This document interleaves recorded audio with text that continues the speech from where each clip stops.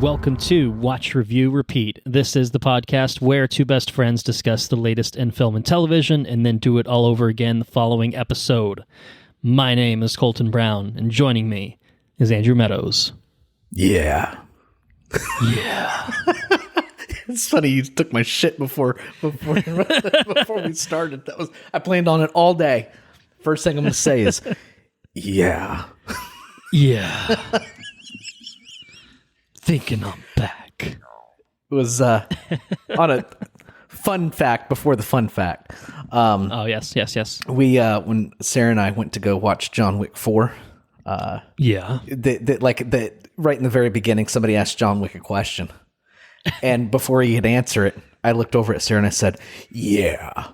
And then he said it, and she was a little bit impressed. She was impressed. Yeah, a little bit. Did you write the script yourself? Is that what happened here? Exactly. Yes. Keep the secrets from your wife? Come on, man. And all the dollars. Yeah, right. It's John Wick Chapter 4 time. We're a little late to the party, but that's okay. We have nonetheless arrived to the party.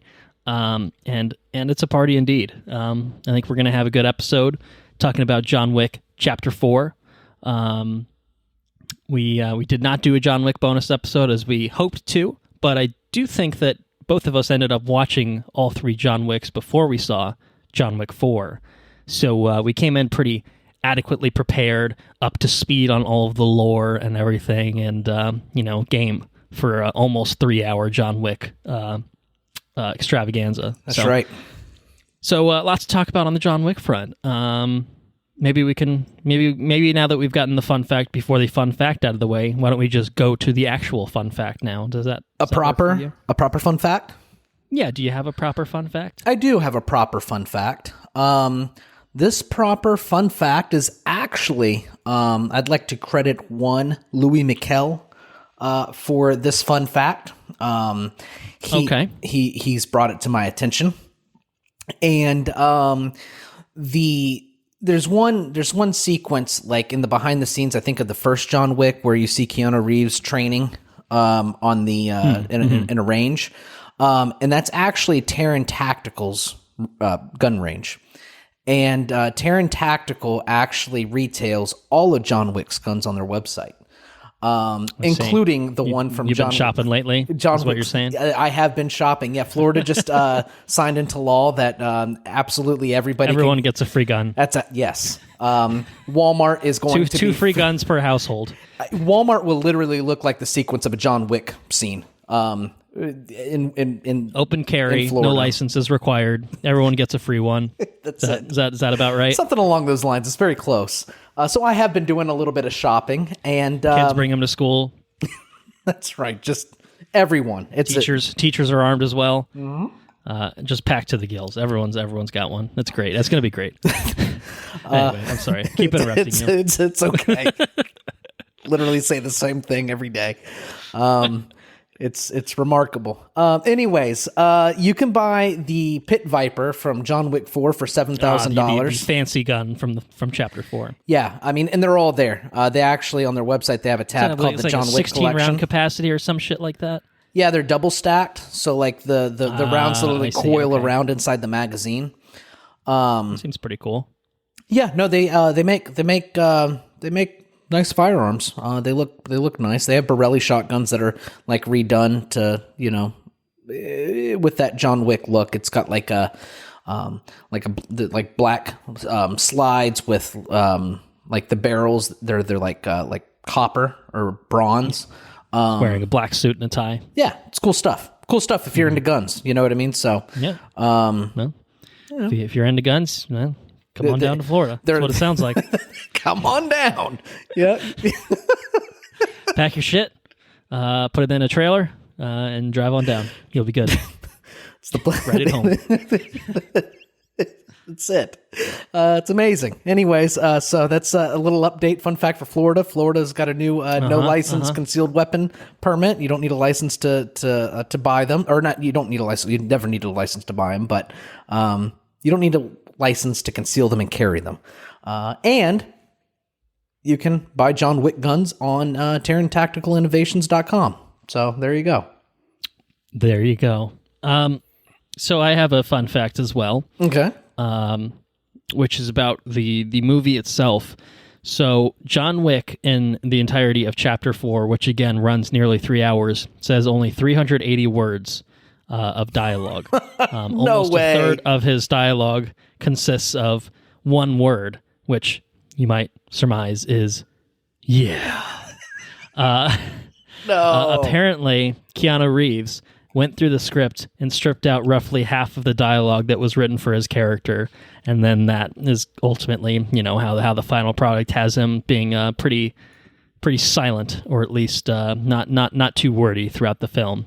And so the longest line of dialogue is one sentence in which he says, "You and I left a good life behind a long time ago, my friend."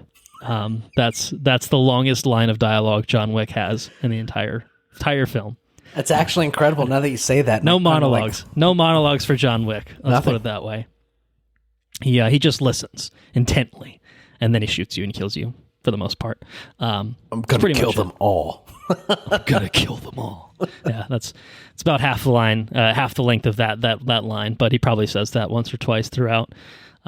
So there you have it. That's incredible.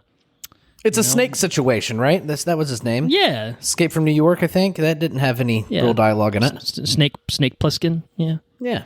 Yeah. Yeah. That is a fun fact. Why say lot word when little word do trick, or whatever the office quote is? I don't know what the exact language is, but, that sort of thing. I think that's the line of thinking that John Wick lives his life by. Well, we'll talk about John Wick Chapter 4. We'll return to John Wick Chapter 4 shortly. But we have, I will say, we're planning to record a couple episodes in close succession to each other. But it's also been, I don't know what, roughly a week and a half, couple weeks maybe since we talked about The Last of Us. And oh boy, did we talk about The Last of Us. We got into it. But so we're going to try to catch up on some headlines and some trailers, but we're intentionally withholding some because we'll be talking about that on a future episode.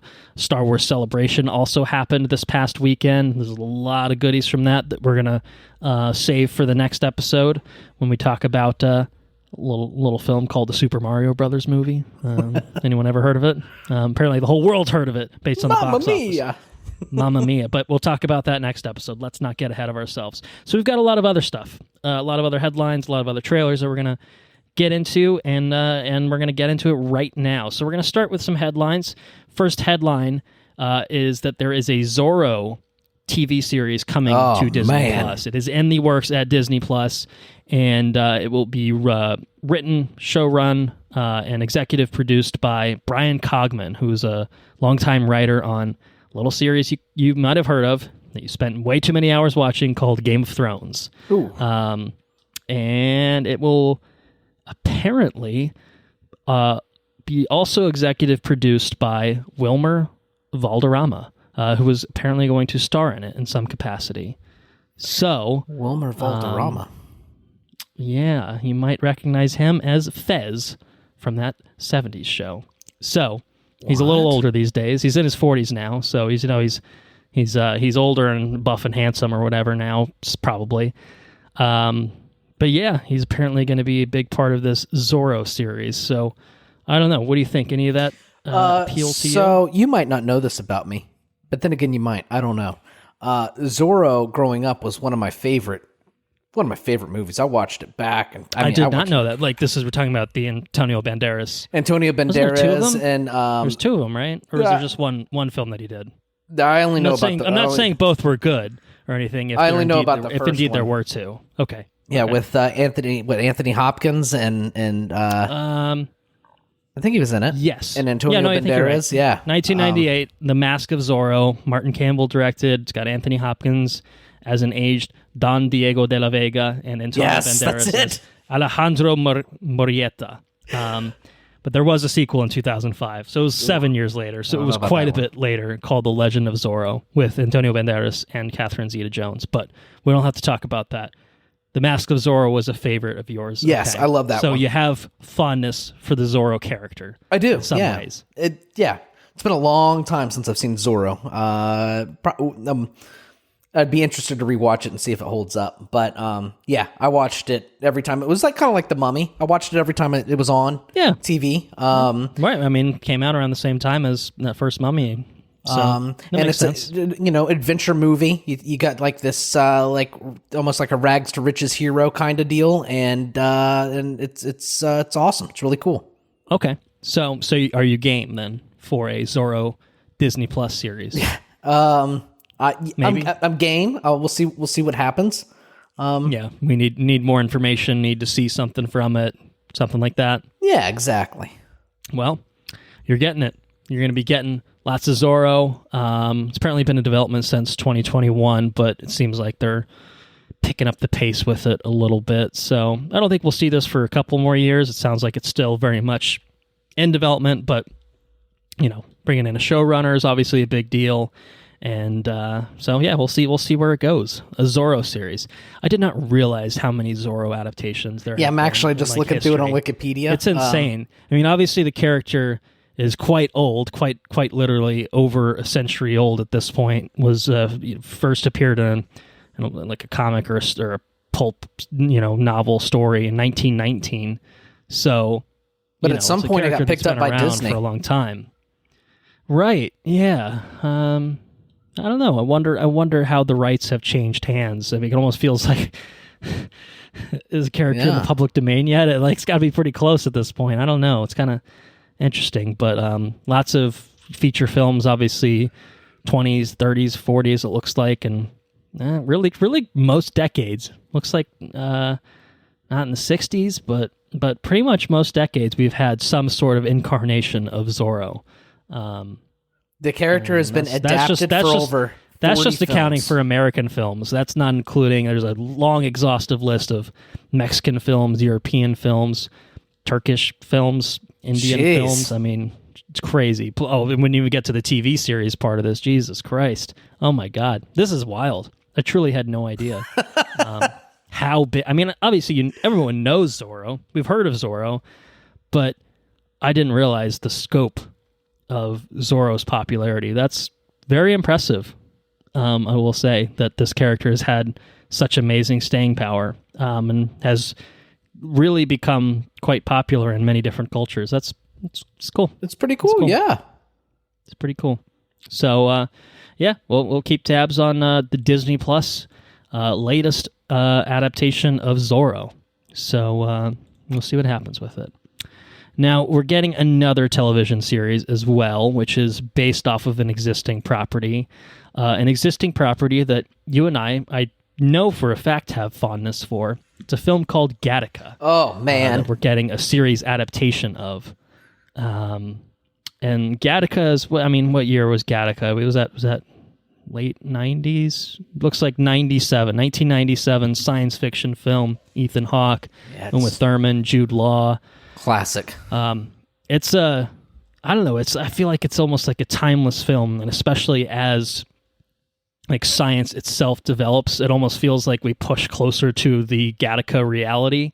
Right. Once when Gattaca was made and came out, it was like, oh, this is decades off, and now we're decades on. We're like, this probably isn't that far off anymore. The whole eugenics thing of being able to choose your genetic profiles for your kids and shit like that.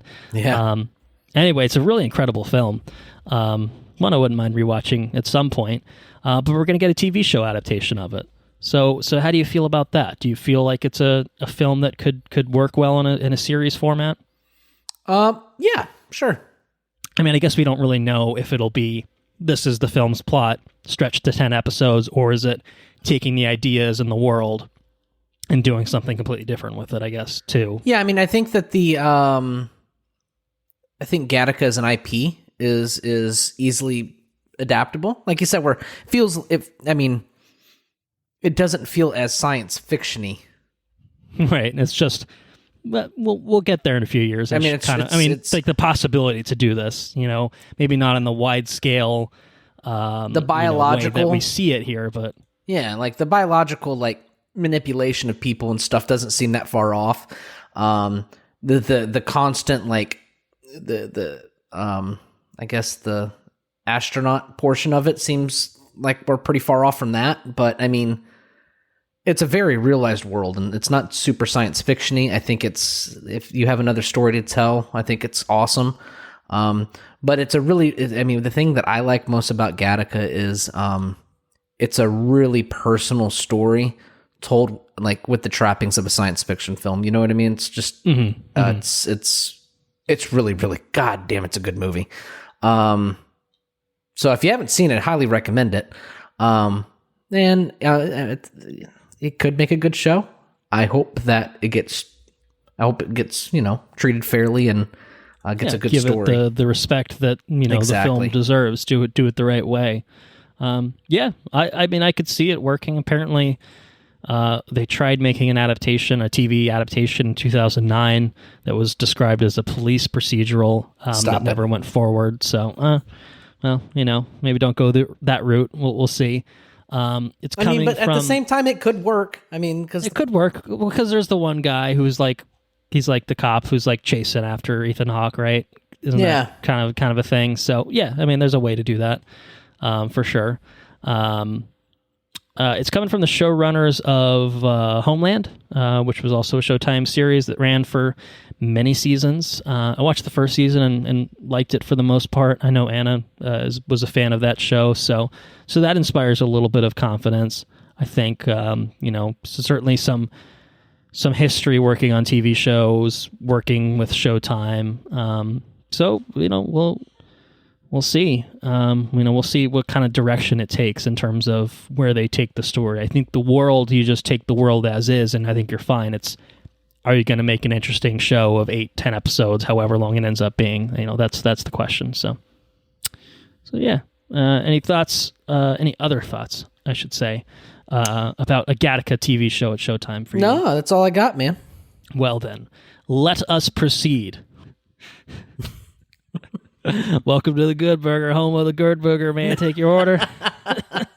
No way.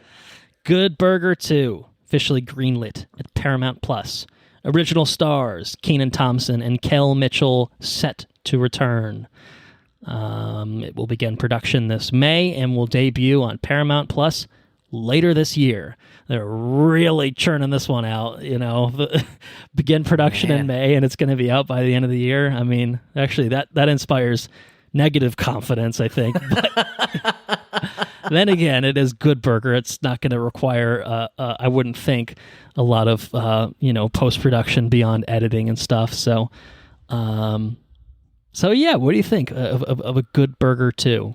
Do you have any nostalgia for the original Good Burger? Was it in your regular rotation growing up? Okay. Yeah, no, it's good stuff. I guess the biggest question is like, why? I don't know if it's been long enough. I guess everyone so. needs money. And Kenan's probably fine. Cal might need money. I don't know. I don't know what he's been up to. Kenan's been doing SNL for like 17 years, so he's probably okay. So I don't know. Why is the time right? I don't know. It's a good question, but maybe it is. Maybe there's a chance that the time is right for another Good Burger. Not one that's made in like 8 months. I don't know. That's a little. You're right. That's a little sketchy. They're starting it in May, and they're going to drop it by December 31st. That's the plan. And I mean, this again, is a film. I believe it's a film. I mean, I guess it could be like a special, maybe, but I mean, it's described as like a sequel. I mean, I think, yeah, no, it's a film. Let's see. Wow. Per the official log line of the film, Dexter Reed, Kenan's character, is down on his luck after another one of his invention fails. Ed, played by Mitchell, welcomes Dex back to the Good Burger with open arms and gives him his old job back. With a new crew working at Good Burger, Dex devises a plan to get back on his feet, but unfortunately puts the fate of Good Burger at risk once again. So it's the same fucking movie. Everyone's just older and there's a different cast. I mean, whatever. That's kind of all all you want out of it, I think, really. So is it Kenan the one? Is Kenan the one with the long hair? No, that's Kel. Kel? Okay. I just remember Kel moving his hair a lot. Yeah. Welcome to the Good Burger. Yeah, pretty much. That's good stuff. It's good.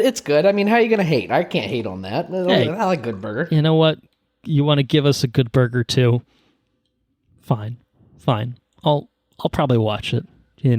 Maybe I don't have Paramount. What I'll say is I didn't think I needed a Christmas Story Christmas or whatever the hell it was called.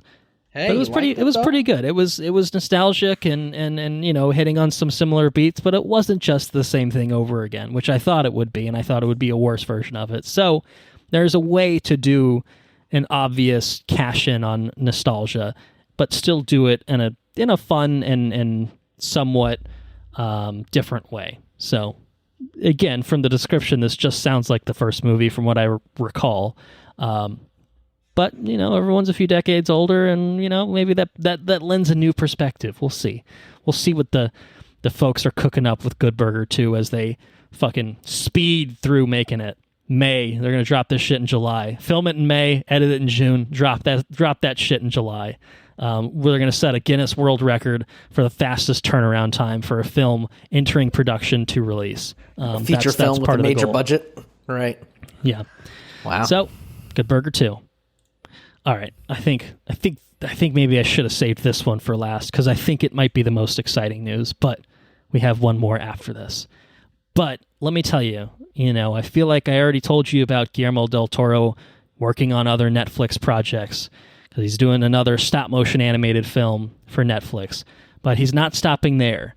He is working on a Frankenstein film at Netflix, which will be a live-action film. So it's his next live-action film. This is what he does. He does one animated film. He does one live-action film at a time, and apparently it's all with Netflix. Fine. He found a home. He finally found a home. Found a home. Netflix. I mean, it makes sense, honestly. Netflix is I feel like the one place that's willing to just chuck money at anything.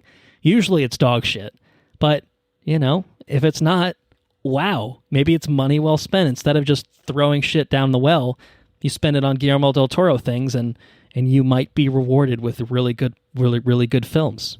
They're one for one. Pinocchio, they're one for one with the del Toro things. So it's a live action Frankenstein that del Toro will write and direct because that's what he does.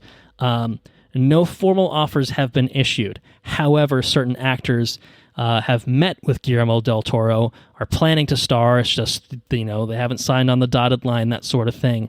So the live-action cast would include, at the top, Oscar Isaac, Andrew Garfield, and Mia Goth. So that sounds pretty fucking cool. What do you think? Yeah. Sounds. When Guillermo del Toro calls, Guillermo del Toro and Oscar Isaac. Hey. And doing a movie together. I mean, I think that might be enough. The answer's always yes. But yeah, I mean, you put the only thing that would make that any better is if you throw Pedro Pascal in there. Throw Pedro in there. Come on, that would be ridiculous. That would just be unfair. Thought you were going to say he was going to call up Keanu and say, "We'll do my movie, Keanu." Yeah. Frankenstein seems like a perfect fit for It feels like a very Del Toro-y kind of thing to do. Yeah, I agree. It sounds like it's just Frankenstein, but we don't know when it'll be set, what time period, if it'll be some older era, around maybe when the novel was written, or if it'll be something more modern. We'll see. But who knows? It's Guillermo del Toro. Perfect, though. And you know what? Whatever the man says goes, and that's okay. That's great. We love it. So hopefully these actors do indeed come on board. I think that would be a fantastic trio to lead a Frankenstein film. But whoever does end up signing on to this film, they're going to be working with Guillermo del Toro on a goddamn Frankenstein movie, and that's oh man, that sounds good. That sounds really what good. What a dude, man! I just Del Toro's just the dude. He's the man. He might just be the man. I think he is. Yeah, you're right. Yeah. All right. Any other thoughts on that? He should do Moby Dick as well. I would enjoy Moby Dick. Just let Guillermo del Toro just adapt every fucking classic, anything. He did Pinocchio already. I don't care if he wants to do them live action, stop motion. He's got to assess each one. Like, all right, Frankenstein fits more in the live action mold. Moby Dick would be perfect. I'll for do a Moby stop Dick. Motion. You could do a Moby Dick as a stop motion. Yeah, get really creative with like the water stuff. That could be pretty cool.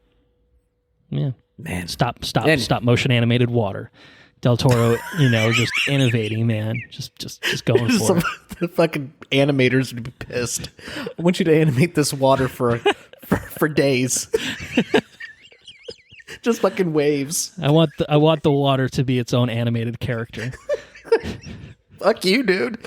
I'm not doing it. Anyways, I'm sorry. I'm getting in the weeds. One last headline. Liv Tyler.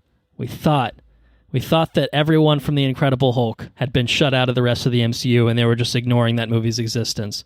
But, slowly but surely they've been pulling threads. We did get William Hurt back, obviously briefly before he passed away.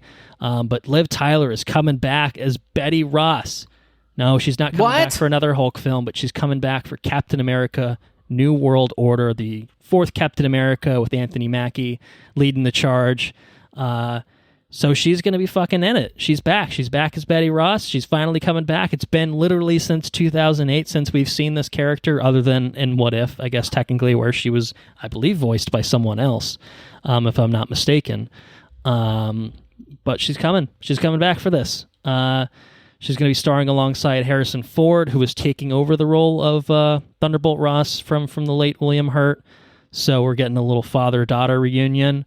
I said this to Anna already, but I kind of hope that they have Mark Ruffalo involved in this in some capacity, so that way you have a recast Hulk, a recast Thunderbolt Ross interacting with the original Betty Ross, and everyone's just being like, who the fuck is anyone here? I don't recognize anyone here. You look different than I saw you last time, that sort of thing. But yeah, they're also bringing back Tim Blake Nelson, who played a brief role in that Incredible Hulk movie. Man. Tim Roth obviously came back, played Abomination, a couple different things. So, the Incredible Hulk, they're really bringing it into the fold. I think the only way that they can really tie everything together is if we get a multiverse version of Bruce Banner that looks like Edward Norton. Then we come really full circle with everything. But I don't think that's on the horizon anytime soon. But either way, it's cool. I'm glad they're bringing her back.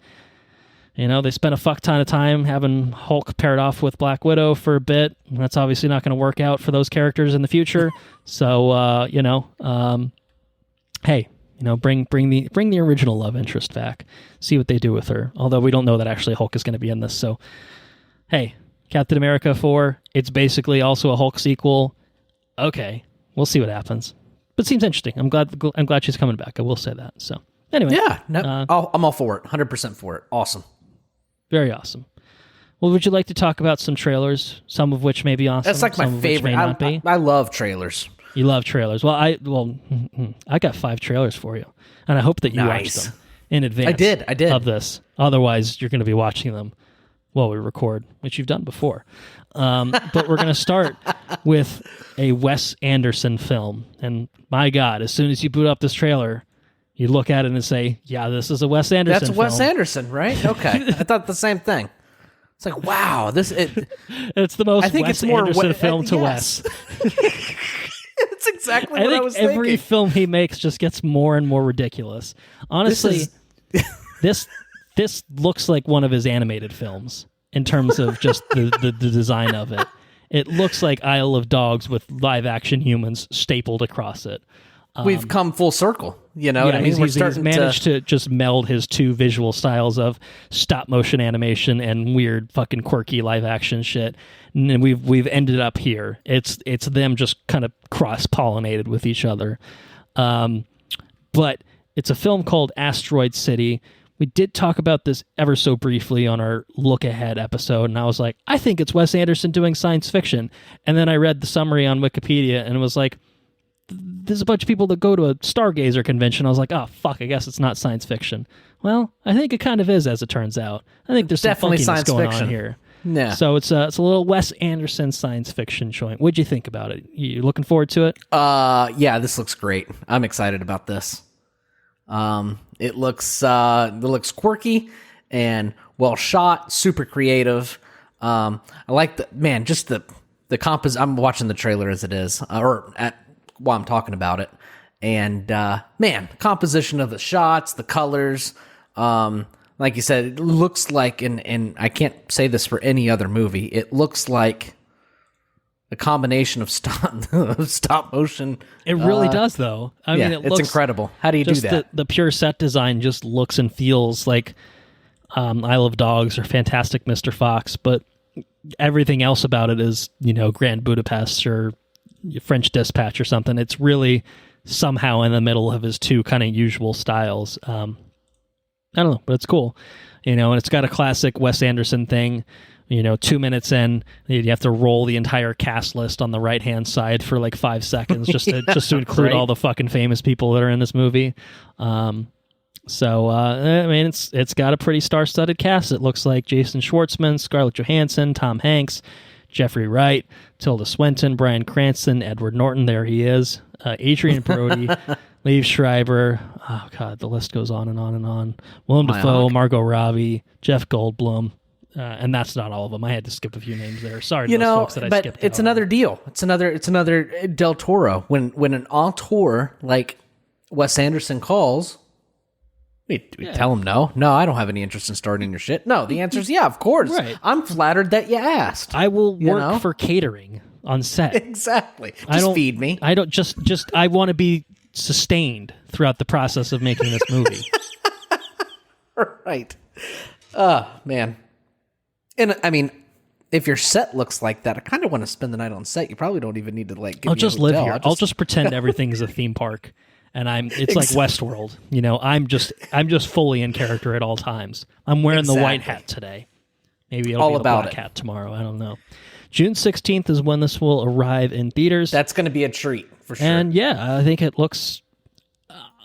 However long this movie is, I feel like I'm just going to be transported to a different world entirely when I watch it. So I'm looking forward to it. I enjoy Wes Anderson's stuff. It's honestly just kind of in a class and genre of its own at this point. It's a Wes Anderson film is just a genre. It really is no other way to describe it. They're very different. Weird, quirky. They're all kind of in the same vein, but still stand apart from each other. So we'll see what Asteroid City has to offer on June 16th, and we'll see what DC has to offer with their next entry on August 18th when we're getting Blue Beetle. So we got a trailer, an official trailer for Blue Beetle. It's got Cobra Kai's Zolo Maraduena playing the title role of Jaime Reyes / Blue Beetle. We did not watch Shazam. I know we kind of alluded to that a little bit, I think, at the end of the Last of Us episode, that we skipped Shazam, and 3 weeks after its theatrical run, it's already on VOD, so you might be able to watch it through certain channels if you ever find the time and space in your heart for it. Right. But what about Blue Beetle? Does this compel you for a theater visit? What do you think about what we got from this trailer? Yeah, this one looks... It looks like Shazam 1-esque, I would say. Which is to say like better than Shazam 2-esque, perhaps. Yeah, that's exactly what I'd say. Fun, yeah. Actually fun and not just sad and depressing to watch. Yeah. It looks like a fun, it kind of reminds me of, do you remember that movie that came out? I think it was like called Starboy, I think, or something like that forever ago, Star Child. Where he gets the suit and the Ferris wheel comes off the thing and it starts rolling away and he's got to save the Ferris wheel. It rings a bell, but I wouldn't be able to place exactly what it is you're talking about. But that brings to mind something. Star Kid. It's called Star Kid. Star Kid. Okay. Anyways, I think it was trash. Yeah, 43%. It was definitely trash. I recognized the poster. Times. I don't know if I actually ever saw this film though. Real bad. I don't recommend it, but right, similar concept. It looks like a fun movie. I did enjoy the bit where he like materializes the sword and like draws it along the line and then like throws it over his shoulders, like totally out of like Final Fantasy. Feels or like a Buster Sword kind of deal, right? Yeah, I don't know if that's necessarily the intent, but it sure looks a lot like it. I think he felt like a video game character. He's like trying to be like a video game or anime type character. Maybe he watched Advent Children back in the day and said, "Oh man, that Cloud Strife guy is so fucking cool. He's so cool." I'm watching this on my UMD video on my PSP, and this is the coolest thing I've ever experienced. Exactly. I said that a time or two on my. Maybe I'm drawing on my own, reference. If I happened to get a scarab that gave me a Blue Beetle suit, and I said I wanted to create a sword, I might be inspired by an Advent Children, perhaps. But I think it looks fun too. It's a cool thing to see. Basically, a fully Latino cast here. I like Zolo Marudueña. I think he's very good in Cobra Kai, and I feel like he's done nothing outside of it, basically. So it's cool to see him, jump to the big leagues with a fucking DC movie. Obviously, DC is DC, and that is usually not a sign of quality. But they occasionally bring you a diamond in the rough, and all this was kind of still under the old, regime for WB. It almost feels detached from a lot of what we've seen. Doesn't really feel that there's a Batman reference at the end or whatever, but it doesn't really feel like a Zack Snyder thing. It doesn't really feel like anything. But yeah, I mean, maybe the first Shazam, which I think also similarly, even though it had Batman and Superman toys and references, still kind of felt like its own thing, its own kind of tone and feel, which at the time was like, wow, this is fun and zippy, and it's not dark and gray and everything is sad and depressing. Like, this is kind of that. It's kind of a little bit of that, of a breath of fresh air almost. And I think it looks fun. I like the sequence where the scarab takes over, and it looks fucking, it looks like a horror movie. It looks fucking gnarly as hell. Like, I don't know. Like, it almost feels like Venom, but done better in terms of like how they're going for it, of kind of this alien kind of possessing you and inhabiting your body and stuff. So I don't know, looks cool. My familiarity with the Blue Beetle character is largely from Young Justice TV show that I watched a couple seasons of, and the Blue Beetle and the scarabs are like a big part of I think at least the first season. So I like the character there. I thought it was kind of a cool thing, and it's a character I feel like you can do anything with almost, because it's not really a character that a lot of people have attachment to, so they kind of have free reign to like kind of carve out this own kind of version of the character, and it feels like the suit looks cool. It looks like a good adaptation of the suit. It feels feels cool, and it feels fresh, and it feels exciting. So I think August 18th, maybe just maybe we'll be treated to a good DC movie this year. Yeah. That'd be cool. There's supposed to be 4 this year. Have we had 2 already? Has there just been 1? Fuck me, man. Can't remember. We obviously Shazam kind of passed us by. Aquaman, I think, is the end of the year. The Flash is coming up, which also looks pretty good. So we'll see. If DC can go fucking 2 for 4 this year, that's pretty good for DC. That's good. That's pretty good for DC, because I think even Marvel right now is, at about a. They're a 2 for 4, I think. They're like 3 or 2 for 4, I think, as far as like top tier quality stuff. But the bar is set higher for Marvel. That's true. Yeah, like I was just saying, Ant-Man's not quite a 1 for 1 this year. It's like a 0.6 to 0.75 out of 1 kind of score, I feel like. So right. Yeah. All right. Beetleborgs. It also reminds me of Beetleborgs. It definitely got some Beetleborgs. I mean, obviously the Beetle thing is quite apparent there, but yes, I definitely get some Beetleborgs for sure, just from the language of the suit and stuff. So anyway, fucking love Beetleborgs when I grew up. So that just enhances my enjoyment of it. Okay, moving on. A few more trailers. We got some good ones here, and we have a follow-up to the COVIDest movie of all time, Extraction. Which was Chris Hemsworth. COVID John Wick. It was COVID John Wick, exactly. And now it's coming out the same year as John Wick. And COVID is technically still around, lest we forget. Chris Hemsworth is back as Tyler Rake in Extraction 2, only on Netflix, June 16th.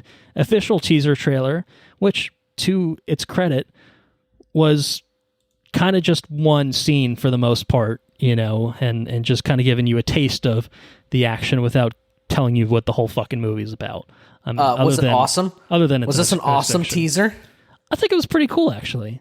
I think it was awesome. Yeah.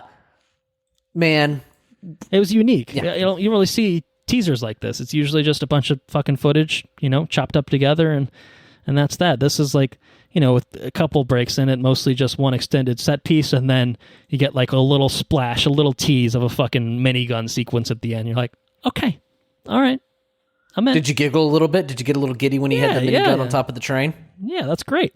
It's great. Because I kind of did. We love it. I went oh, that's crazy. Oh, I just like it when stuff is over the top, I guess. I just want cool shit. I think I said this. I think I'm on air where I'm on. There's the internet has receipts of me saying. Just give me cool shit. That's all I want. Guy on top of a train with a minigun shooting down a helicopter. So, or as the Blue Beetle music would say, I just want to rock. I just want rock. But it would be, exactly. I just want cool shit. I just want cool shit. Yeah, exactly. Okay, yes. It's like that. All right. Very good. Also, there's a couple of really cool things about this just subtle touches in this teaser. He beats the guy up with a flaming arm. Oh yeah, that's pretty good. That's pretty good stuff. Also, he beats down like 5 people after he gets like hit in the head with a brick. Shield. And he uses a riot shield for a weapon, just beats the shit out of like 6 people with it before he beats the hell out of one guy with a flaming fist. And then it goes into the minigun on the train sequence. It's a teaser trailer, and it's a good tease, I think. It's a good tease. I'm excited about this movie.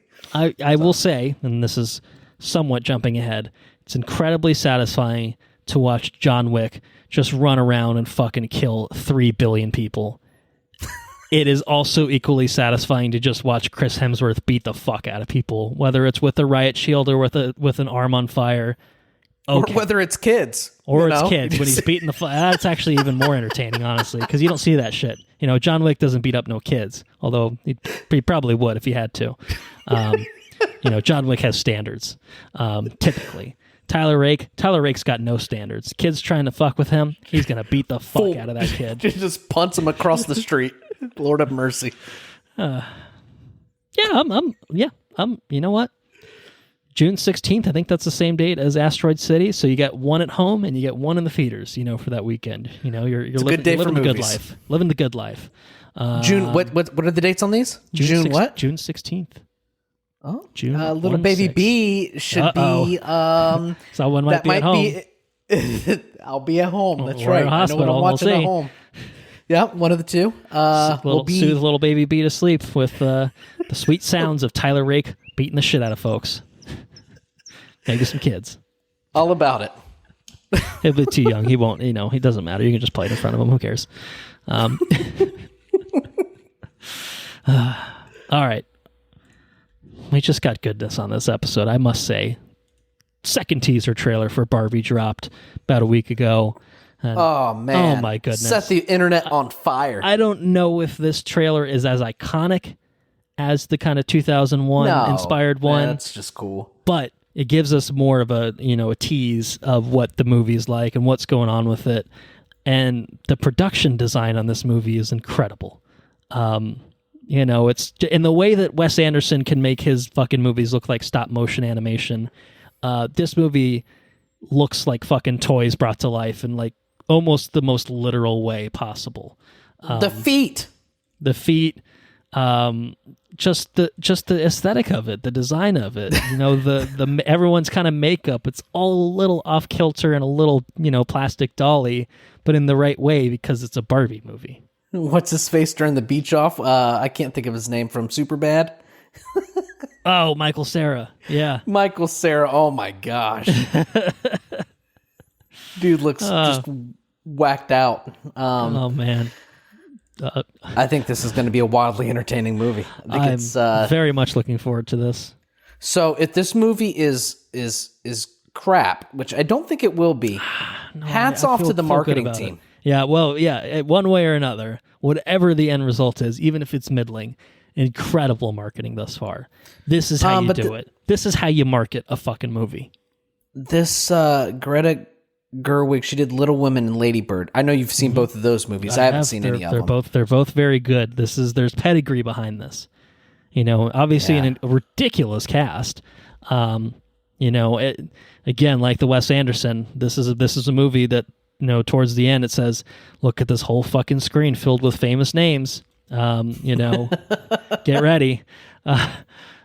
But, rightfully so, because it's pretty fucking impressive. I mean, obviously Margot Robbie and Ryan Gosling leading the charge as Barbie and Ken, but there's like a million other incredible Barbies. We get Simu Liu has a fairly prominent role in this trailer as well. Looks like I think he's playing another version of Ken. Ken. He's Ken. He's playing Ken. There's a Ken. There's a Ken. There's a Barbie. There's another Barbie. Hi Barbie. Hi Barbie. Hi Ken. And this is a musical, yes? Actually, it feels like it could be. I don't know for sure. I don't know for sure. I feel like that's not entirely clear just yet, but I'd be interested. I mean, there's like little snippets where it looks very much like a musical. Right. There's either going to be like set pieces, but I don't know if it's necessarily full musical or anything like that, or if it's just like there are, like I said, just kind of set pieces with big dance numbers and stuff like that. I'm not really sure. Not really sure how they're doing it. I think it could work either way. So I'm very excited for this. Looks great. Looks fantastic. It is coming to theaters July 21st. So, we'll have a little bit longer to wait for this one, but I think the wait will be worth it. That's how I feel about it. So I agree. All right. And then, just this very morning, we were graced with a first look, a teaser trailer for the upcoming Marvel Studios film entitled The Marvels, which brings together Captain Marvel, Miss Marvel, and Monica Rambeau as a sort of team, maybe perhaps a unwilling team, but we get kind of some body swapping, not necessarily body swapping, but more just place swapping shenanigans, it looks like, between that trio, and some Beastie Boys on top of all of it. So what do you think? Okay, so you bring up the Beastie Boys. I want to say this is like the best remix of Beastie Boys Intergalactic that I think I've ever heard. I mean, this was awesome. Certainly appropriate for what they're going for here, and I think yet another example of using, it makes it seem fun. It makes the whole thing seem like a fun enterprise. Like, this is great. I'm having a lot of fun just watching this trailer. It feels like a fun concept, and they're having fun with it by putting a fun kind of cheeky song on top of it. Yeah. I think this looks like a lot of fun, like you said. I mean, it's not a bad thing. It just it looks like fun. It looks like I didn't want a self-serious movie. You know what I mean? I want a fun movie. There are opportunities where we've had more serious Marvel movies, like Black Panther: Wakanda Forever. Shouldn't have been a goofy fucking movie, and it wasn't. That's right. You know what I mean? So it's finding the place where the tone makes the most sense. And I think the Disney Plus Miss Marvel, what is it? Kamala, right? Yeah, Kamala Khan. Kamala Khan looks like she's having a time of her life on screen with these other Miss Marvels. I mean, yeah, it's quite literally Aman Vellani, who was like an MCU fangirl and suddenly is ending up in this role and is now starring alongside Brie Larson and Samuel L. Jackson. Like, how could you not be having the time of your life? And it's really funny because there's a couple of times where she's like, "Oh, we're a team, right?" And those. I don't think she's acting. I think she's just genuinely asking, like, "Hey, we're doing this all together, right? This is, it looks too genuine," which is really cool. So I'm excited about it. Well, I will say, I mean, the Captain Marvel character, the internet's favorite character. If you ever spend any time on the internet, they love Brie Larson. They love Bud Light these days. We talked about that a little bit. As much as Florida loves guns. To tie it all together. But she was a little self-serious in the first movie. I feel like there was even a joke written into the movie of "You should smile more," which is obviously a classic man saying that to a woman sort of thing. But I feel like she was intentionally devoid of personality because she couldn't remember who the fuck she was for most of that movie. Now you don't have those trappings anymore, so it's just like, just let her have fun, and it's great. And it does feel like this is a movie that is just embracing fun. Like, I almost feel like Monica Rambeau is like the serious character in this now. Captain Marvel is allowed to have fun. Obviously, Miss Marvel is a fucking little bundle of joy. Like, that's just, her whole thing is unbridled enthusiasm. And you're right, it's probably not really acting. It's just, I'm so fucking excited to be here. It's very easy to just channel my energy into this performance. But I feel like the three of them are going to have a really fun dynamic because, again, they are kind of that unwilling team where it's just like, oh God, we've got a fangirl and we've got someone who, there's tension between the other two because of their relationship. I don't know. I think it's going to be really interesting. It's going to be fun. You're going to see some Kree get fucked up. We see Goose swallowing some people. Goose is back. He's flirking about. And Yep. I don't know. Samuel L. Jackson's back. We're going to get him in Secret Invasion. And then which one comes first? I think Secret Invasion is first. You know what? I think we did get a trailer for Secret Invasion that I don't know if we talked about it. Can't remember. And I don't know if I watched it. I don't know. We might have talked about it on the last episode. You know what? I will tab that. We will check on that. And if we didn't talk about it on the last episode, we'll talk about it next episode. We'll talk about it when we talk about Mario. We'll Heard it here first. We'll fold it in. I don't know if we did talk about it. I can't remember. I don't recall seeing it. I don't think we did. I think I remember it coming out, and I think I forgot to put it in the, let's talk about this on a future episode thing that I keep track of. So, well, we'll talk about Sam Jackson and company on another episode, it sounds like. A little bit more Secret Invasion if we didn't get a chance to talk about that. But any other thoughts on the Marvels for you? This is dropping November 10th, so it's a good ways off. We're getting, obviously, Guardians of the Galaxy Volume 3 in the next month. So we'll have plenty of Marvel stuff to talk about before long. But this will be maybe a nice way to close the year with some Marvel stuff. So yeah, November, we're getting the Marvels. And nice. That brings us to John Wick Chapter 4. John Wick. Baba Yaga. I'm sorry. The wine's starting to kick in. I just recalled a thing from the movie.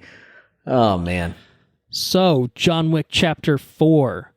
It is in theaters exclusively. It's written by Shay Gatton and Michael Finch, directed by Chad Stahelski, stars Keanu Reeves, Donnie Yen, Bill Skarsgård, Lawrence Fishburne, Hiroyuki Sanada, Shamir Anderson, Lance Reddick, rest in peace, Rina Sawayama, Scott Adkins, Clancy Brown, and Jonathan Ian McShane. On his path to earning freedom from the high table, John Wick faces off against a new enemy with powerful alliances across the globe and forces that turn old friends into foes. Ooh. So before we get into John Wick Chapter 4, would you like to have a box office breakdown about John Wick Chapter 4? Well, I think there's a way to do it. Okay, there it is. Yeah. I changed it. That's how I should have did it, right? So, John Wick Chapter 4. Well, it opened with a franchise record $73.5 million opening weekend when it debuted a couple weeks ago, whenever that was. Outgrossed the $14 million opening weekend of the first one, the $30 million opening weekend of the second one, and the $56.8 million opening of the third one. So it's just gone up. Every entry has gone up. And as of roughly 2 days ago-ish from when we're recording, early April, it's crossed the $300 million threshold at the global box office. Wow. So its domestic total stands at about $147 million. Its international total is about $159 million. It's at about $306 million right now. So it has about $20-ish million to go to surpass the lifetime total of Chapter 3, which would give it the franchise record for overall gross. And I think it'll get there. I think probably without much struggle. I mean, There's a certain movie that's taken over the box office, as we alluded to. But I will say, although we are two people that saw both John Wick and the Super Mario Bros. Movie in quick succession, only a day or two apart. That's right. They cater to different audiences for the most part. For the most part. Yes. For the most part. Not exclusively, but for the most part. It's only been in theaters for 18 days. It's got whatever, it adds up to. It's gonna play quite well. I think it's held fairly well. And it's later weekend runs. So John Wick Chapter 4 I think it's a rousing success for the franchise. Imagine the budget has gone up. I imagine it's to the box office slotted up with each successive entry. I'm sure that first one was probably on the lower end of things. Let's do a quick deep dive into that. Wouldn't be a deep, quick I googs guess. on a quick googs. Yeah, quick googs is more accurate. So the first film ran at a budget of about 20 to 30 million is what it's listed as. Chapter 2 brought that to about $40 million. So, not quite double depending on where it stands. Chapter 3, I will guess, is in the $75 million budget for Chapter 3, Parabellum. Chapter 4, $100 million budget. They keep going up. But, again, the box office gross is ticking up too. So it's proportionate. Certainly right. been worth the investment, the increased investment. And I will say, John Wick is a very rated R franchise, rated R franchise, and this movie is a fucking nearly 3 hours. So it's not getting nearly as many screenings as even John Wick's 1 through 3 would have had. I mean, John Wick 1 is well under 2 hours. The other two hover right around 2 hours, and this one is like a behemoth compared to the rest. But it's still making bank, So yeah. So let's talk about yeah.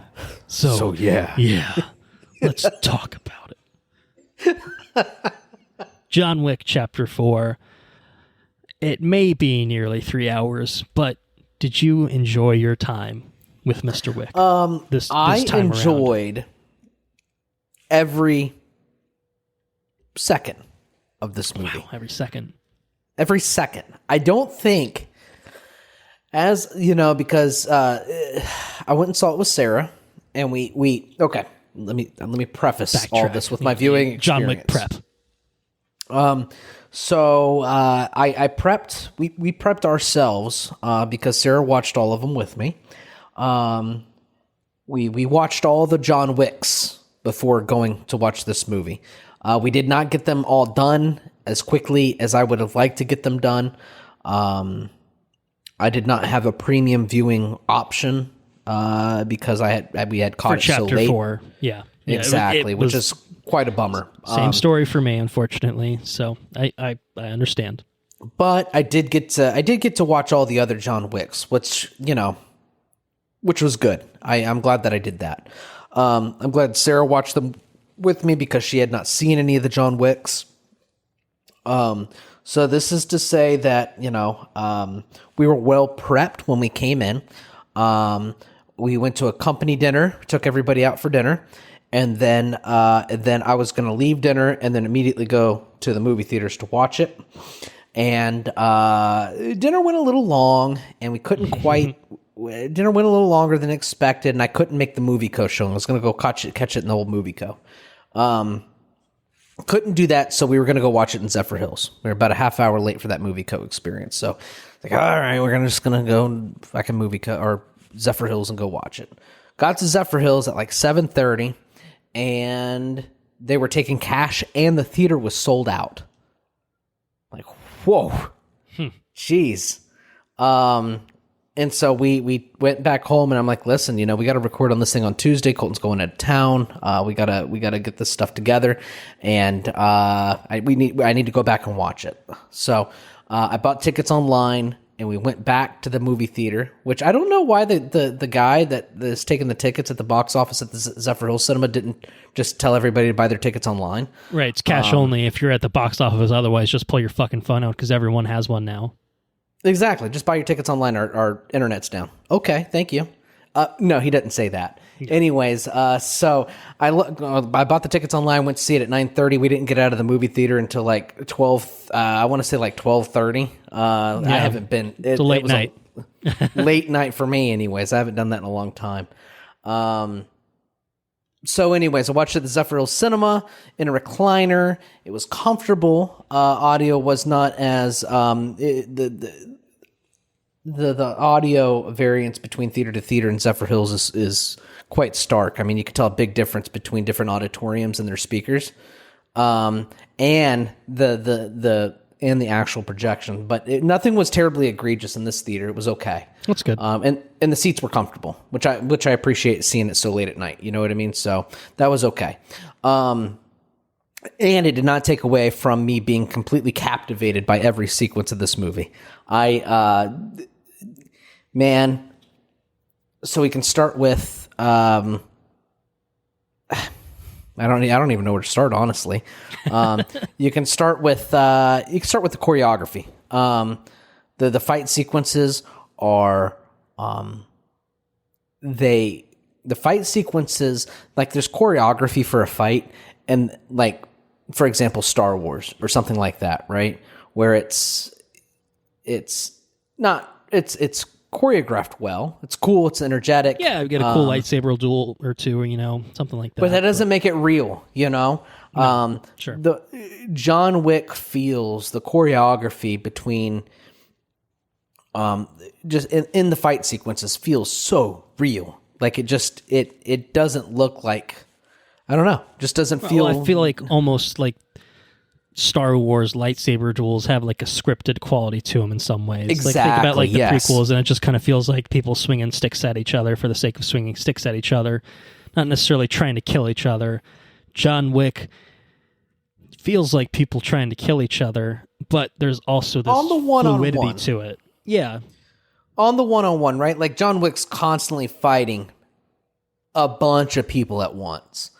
And that's where like the movie quality comes in. But one-on-one, like I'm fighting you and you're fighting me, those one-on-one like confrontations between each different person that he, ultimately ends up killing, feels like two people trying to kill each other. No one's really got a leg up, aside from the fact that like Keanu Reeves he's kind of fucking invincible. Like he just takes a beating, He goes through quite a bit in this film. Yeah, he does. That's fair to say. But every time he takes probably a beating, takes a few more beatings than most men would be able to do and survive. Right, so it's like, what's that suit made of? It's a little bit of a hyper-realized world. Yeah, well, I mean, the suit's obviously got some bulletproof qualities, but apparently it's also got like, I don't know, adrenaline that pumps into your veins to keep your heart going. I don't know. Something, because man, he is just. I mean. But every time something major happens, it makes you giddy. Like I'm like, oh shit, Right. Yeah. And then how is he going to get out of this? And then he catches his second wind and he gets out of it. But the choreography in this movie is intense. There's a fluidity to it. There's a sense of realism to it. The gunplay, which has been present since like the first John Wick, the gunplay feels hyper realized. Like people don't have clips of 9,000. They don't just keep shooting to shoot. He counts his rounds. Yeah, it's one of the few movies that actually gives a shit about reloading and whatnot. Yeah, it's like it's interesting to watch. Like you're okay, I'm gonna catch him on this gun, and then he pulls it out, counts it, and like he puts the clip back in his thing, and then pulls the clip from his belt. It's half emptied, and it still has the right amount of rounds in it. You know what I mean? There's extra care given to the realism in the gunplay, which is, I'm not gonna say it's refreshing, but it's cool. It's a cool take on action. I'm gonna say that these movies are like genre defining films. That's what I will say about John Wick. And that goes for all four of them, but this one, like the last two especially, I feel like they're just. This is what an action movie in the 21st century is. You know what I mean? Yeah, this is the gold standard. If you cannot meet this bar, then, you know, I mean, you're going to be compared to it. If you're trying to do anything like this, exactly. if you're going to do an Extraction and Extraction 2, like, John Wick's the bar, you know, so you have to at least be close to that for you to feel... To be, yeah, you're to be as compelling, you know, like, yeah. So, which is a good segue, right? So you have the choreography, which is present in every action movie, at least every like martial arts movie, at least. And then you have like the gunplay, which is like if you're gonna have like a military-esque movie, you know, you're gonna have a lot of gunplay and this and that, which is fine, part of the action stuff. What isn't necessarily just particular to action movies is good cinematography. The cinematography in this movie is stunning. So whether it be, you know, tracking John Wick on screen from different angles, there's one sequence which is just so fucking cool. There's but just long panning shots of like the Eiffel Tower or the cherry blossom tree in Japan. You know, there's just, it's a beautiful film just to watch. The cinematography is stunning in this movie. The editing and the coloring, which is really cool. So this movie's a globe-trotting movie. It like, you know, you go from New York to Japan. Japan, Paris, probably the desert. Somewhere else. I feel like they're in Berlin at one point, maybe. They're in Berlin at one, There's a desert, Berlin, right? Yeah. Desert sequence. And it's really, really, really cool because like the way that the colors are in each setting, kind of like pays homage to that particular place. And in everything, or not necessarily homage to that particular place, but every place seems like it's colored differently, and it's shot differently. Every place not only does it seem distinct because it's different, but it also feels distinct because it's either shot different or it's colored different, or the choreography's different, or the gunplay's different. The interactions, I mean, they just feel like very distinct places, which is really, really, really cool. So there's that. There's the score and the soundtrack is fucking it's propelling. Like you have kinetic action and then you have kinetic soundtrack as well. Like the score just goes along with it and it propels everything forward. It keeps you interested for 3 hours. You can have 3 hours of explosions like in Michael Bay movies and then by the end of it, you're just like, my mind's mush. There's too much shit on the screen and it's numbing. It's mind numbing. I didn't feel that way with John Wick. You have 3 hours of nonstop action, but it feels engaging. You know what I mean? It forces you to track with your eyes what's going on. It's not just like everything happening on the screen at once. The settings are dramatically different. There's one sequence which I want to talk about in Paris, which was just so fucking cool. I think it's one of my favorites. But even like when the characters go to Berlin, when John Wick goes to Berlin, that's a totally different place. It's engaging, right? Like it forces you to. There's only 300 some odd words of dialogue, which I did not. Well, for John specifically, for John, are a little more talkative. Okay, but it's not a wordy movie. No, it's a very simplistic film, but it's highly engaging. Even outside of, I mean, yeah, it's a highly engaging film. And it really is the gold standard. I would say, like, out of all the John Wick movies, the third one, going into it, I think the third one was my favorite. I think it was I think the third one really like elevated the series. I'm going to say this fourth one one-upped it. So I think as far as all the John Wicks go, I think this one's probably my favorite. Okay.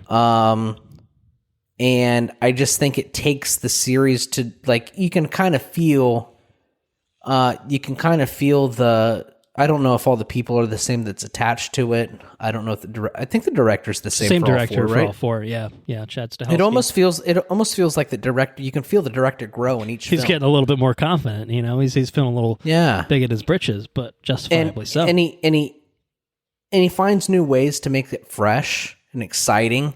And each movie does something a little bit different, so it's not just the same thing over and over and over again, which it is in a simplified It very easily could. But it's not. It doesn't play like that.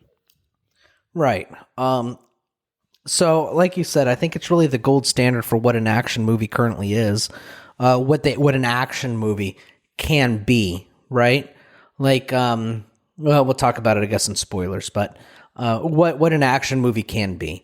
An action movie can be an artistically shot, artistically choreographed, highly engaging 3-hour film. You can have 3 hours tour de force of just nonstop, balls to the wall, ridiculous action. And it can still be artistically done and not mind-numbing. You know what I mean? So yeah, I think it's I can't give it enough praise. I think it's an awesome fucking movie. I think it's super well done. So that's what I got. That was my long ramble. I rambled a little bit. So I think my first observation is I think all of the compliments that you paid to this movie you can say about any film in the John Wick franchise. I think each of them has fantastic choreography. Great cinematography, maybe not as impressive as it is in Chapter 4, but I think that's been kind of a through line of the series of always being a cut above your bog standard action film. The choreography is always like, it was like, a revelation. That's what set it apart from the beginning, right? Right.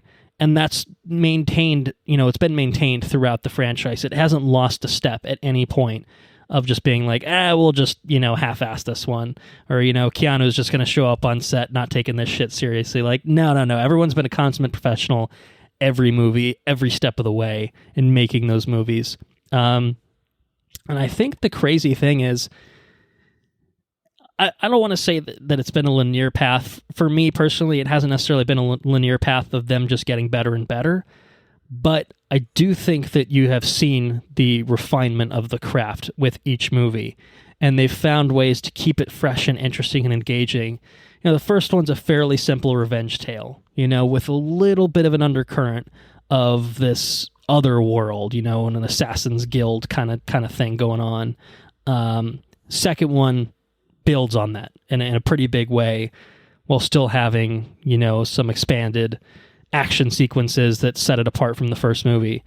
The third one, I think, is kind of where it gets, a little crazier with it. It's full tilt. You got horses, you got motorcycles, you got knives being thrown, you've got dogs. Dogs are getting in on the fun. Dogs are getting the revenge this time, biting balls off and whatnot, and shooting people and shit. Like 3 is, I kind of really feel like where it goes tilt. And it almost kind of leans into the thing like, the bad guys start wearing body armor by the end of the third one, so John Wick can't just headshot everyone that he fucking sees. And so it's kind of like double taps everybody. Each movie has kind of like built on itself.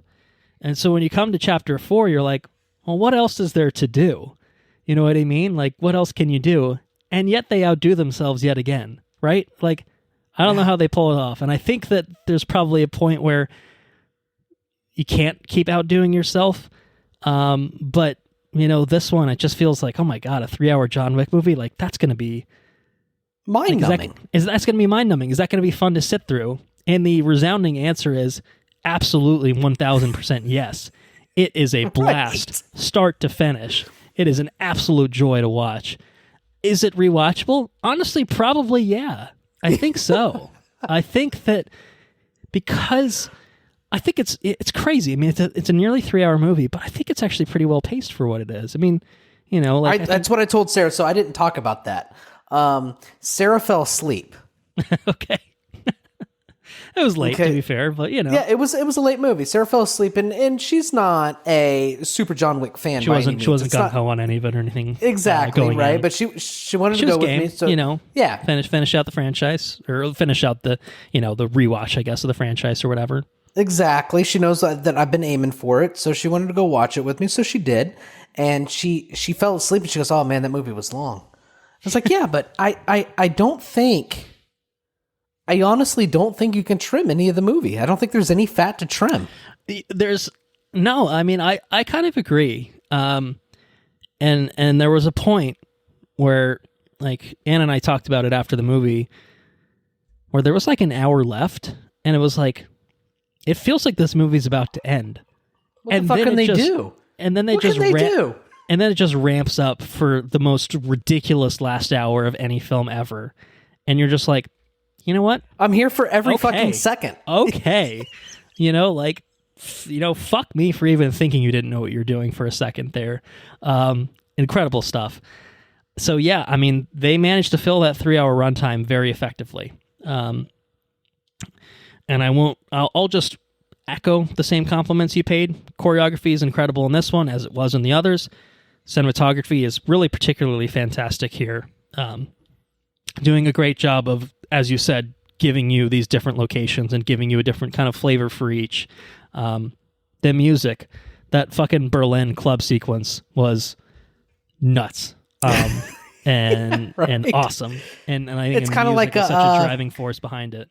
What's your Collateral? It was a Collateral thing, for sure. Definitely. So I think if I have to come up with original thoughts for non-spoilers, I guess I just got to say good things about my boy Keanu Reeves, because the man has fairly limited range. We watched Bram Stoker's Dracula. An English accent he cannot do. But playing a guy who shoots guns real good and beats the fuck out of people and says, yeah. Incredible. He's awesome at it. This is such a great role for Keanu. He's so good in this. I really think that there are roles that Keanu cannot do, but I think that there are actors that could not do this role like Keanu. I would say that. He's just kind of perfectly found his niche here, I think. And the dude what he's puts doing. in the fucking work too. Yeah, that's what I mean. He's dedicated to this role. He cares about it. He looks at the script and he says, John Wick wouldn't say half this shit. And he's not going to say half this shit. He's going to say, yeah, a lot. And, and that's okay. Good life has passed us or whatever, and like that. He's got a finger on the pulse of like what a John Wick character is. And, when once upon a time, John Wick is just, he's got a dead wife and, people killed his dog, his puppy. And it's just like, it wasn't just a dog, like that's, he understands the root of what drives this John Wick character, who wants nothing more than just to have a peaceful life. But God damn it, he's got to fight. He's got to fight his way to get there. He's in the shit now. He's too deep in the shit now, especially by the time I get to 4. Dude's been through the ringer, and he's going to go through even more throughout this 3-hour experience. So Keanu's great. Supporting cast, all fantastic. I loved returning players here. Lawrence Fishburne's very fun. It's always fun to see him and Keanu on screen together. Ian McShane is awesome, obviously. Lance Reddick, bittersweet to see him in one of his final film roles, but always appreciated seeing him. But I greatly enjoyed the newcomers. Donnie Yen plays a great foil, yes, friend turned foe kind of character. Donnie Yen's like the kind. I mean, Donnie Yen is Donnie Yen. Obviously, he's a fucking cinematic legend in his own right. So it's just kind of a natural thing. Like, if you're going to bring someone who's going to have the sort of chops to stand up to John Wick, be a convincing foe for him, but also someone who has an interesting and believable rapport with like John Wick. Donnie Yen's a great fit for that. And he's great. Yeah. He's great. He really is great here. Bill Skarsgård is, I think he turns in another good performance. He usually does. And I liked the he's Japanese a typecast stuff. guy. He's just fucking creepy fucking guy. Creepy, unhinged dude. Yeah. And it was a lesser degree of that, I think, here, but definitely still a little unhinged for sure. He's definitely unhinged. Not necessarily creepy, but definitely unhinged. Yeah, less creepy, more unhinged in this particular role, I think. And I enjoyed the Japanese setting, and I enjoyed the Japanese characters that we got. Hiroyuki Sanada is, he's just another actor who is just going to deliver the goods. And it was cool to see Rina Samiyama in this. I thought she was pretty good. I don't know if it's her first acting role. She's mostly a musician. But I enjoyed her here. first film. We'll talk about Japan too. Japan. Yes. I mean, this is honestly like The Last of Us. There are distinct parts, right? You know, there are places they go and there are things that happen. And this movie is really just kind of the sum of several different parts throughout the film, all of which make it this, you know, really fantastic package at the end of the day. So it's got it all. I mean, it really, it is kind of, I think I would agree with you. I think this might be my favorite. I think it might be just be the best of the franchise in terms of just how well done it is and bringing, you know, all the John Wick-y type qualities together. It's a high water mark, I think, for even the John Wick franchise in terms of the lengths that it goes and the places that it goes. So even if you have preferences of, oh, I like the simplicity of the first one or I like the setting of the second one better, I do feel like they're kind of at the top of their game in terms of just the filmmaking processes with Chapter 4. It really feels like a tour de force, you know, in terms of just how they did everything. So very impressed with it. I think it's an excellent film. And if we will move on, I think we can probably recommend this quite highly. What do you think? Do you think this is warranting a theater visit for everyone listening? Yeah. If you listen to this episode and you've been on the fence, just go watch it in theaters. You've waited too long. We waited too long. We didn't see it in Dolby or IMAX or anything, but it would have been, oh my God, it would have been incredible. We went and watched a particular movie the day after we watched this in theaters, and it's like, man, we watched that particular movie in IMAX. It's like, man, John Wick would have been unfucking real in IMAX.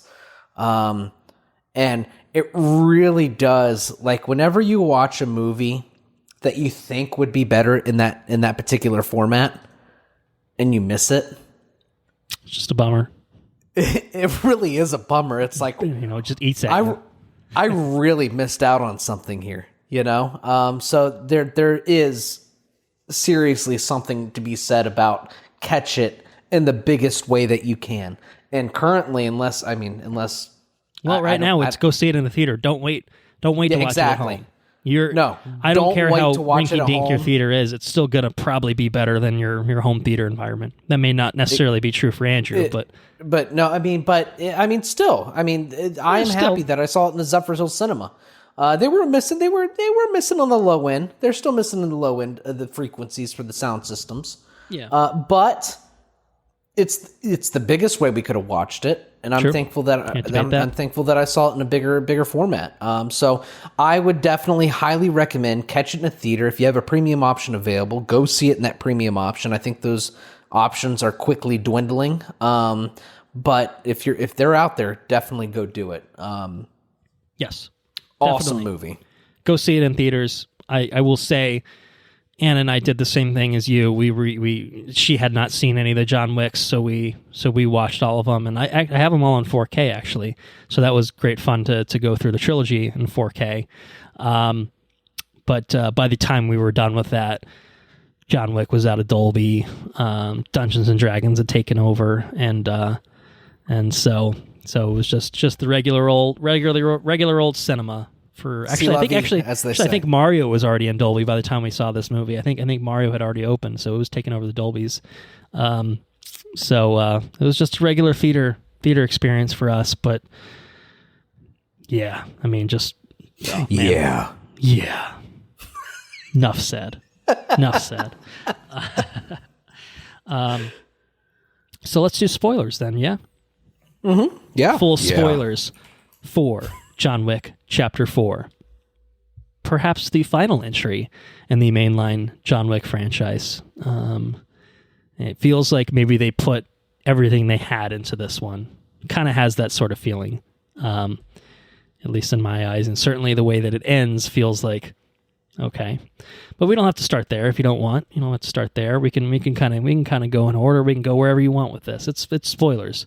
You know, we make the rules here. So what do you want to talk about? What stands out to you from John Wick Chapter 4 that you've been burning to talk about in spoilers? Okay, we can. I guess we can start at the. I'm gonna work backwards. Start at the end. We could do that. No, don't do that because it'll fuck me all up. Because Sad. the first one. Let's start at the beginning. Beginning's good. Let's start at the beginning. Beginnings That's usually a so- natural place to begin. You're right. into the third movie, he goes and he finds the elder, right? Or whatever, he who sits, The one who sits above table. the table. Yeah. Right. What the fuck does that mean? And he goes into the desert almost like he's looking for Jesus. He he's about to die, and then all of a sudden he's saved by he who sits above the table, or whatever his name is, the one that sits above the table, the elder. It was a big deal in the third movie. Fourth movie kicks around. He's just riding his fucking horse in the middle of the desert. He knows where this guy's at, and he just goes and shoots him. Done. Right? And that's that. And then here kicks off the events of the other movie, the rest of the movie. So at Jump Street, we have like John Wick standards being leapfrogged. Mm-hmm. We've been here before. It almost it almost killed him before. It's not killing him this time. This time he's going in, kicking ass, taking names, shooting the guy, and leaving. No fucks given. I don't care. Right. Yeah. Which I thought was pretty cool. I like the horse treatment in the beginning of the movie. I like horses in movies since I've ridden horses now. And you're the horse expert, as we've established. I think maybe the last episode is when we established that. I can't remember. It was one of our recent episodes where we established that you're the horse guy for sure. So yeah, I'm modern day cowboy. Ridden horse once. Basically, of course, yes.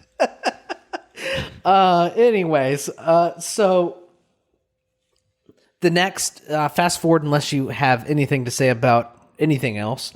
Anything else? Well, that's a broad question that you. Well, I think.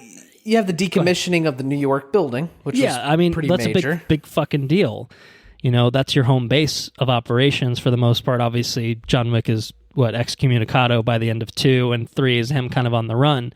But you still kind of always have like some angle with Winston or everyone there. You have the adjudicator coming in 3 and, dealing with shit at that point. So it is kind of a big deal to just, in the first 20 minutes of this film, just like, nah, we're blowing that shit up. Like it kind of tells you right off the bat, like we're doing things a little bit differently here. The Continental has been like a through point throughout the first 3 movies. That's your mainstay. Like that's the fixture of the franchise. Sanctuary, right? And it's gone. We're blowing that shit up. And not only are they doing that, but they're killing Sharon. And I was stunned.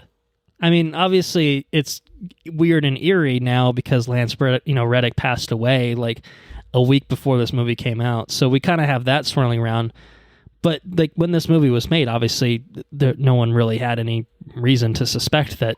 I don't think that, he might be passing away anytime soon. So it was kind of crazy to me. And I was just like, wow, I mean, we're like 20 minutes in and he's dead. Like, is there a bait and switch going on here? Was he wearing a bulletproof vest? Like, no, he's just gone. I was just like, I almost feel like that's one of that along with the Continental being blown up is like, we're just going for it here.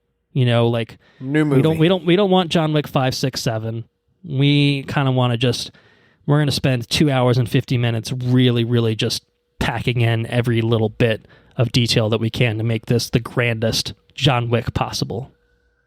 I enjoyed one thing I've always enjoyed about like Ian's character, Ian McShane, Winston. is just his refinement, right?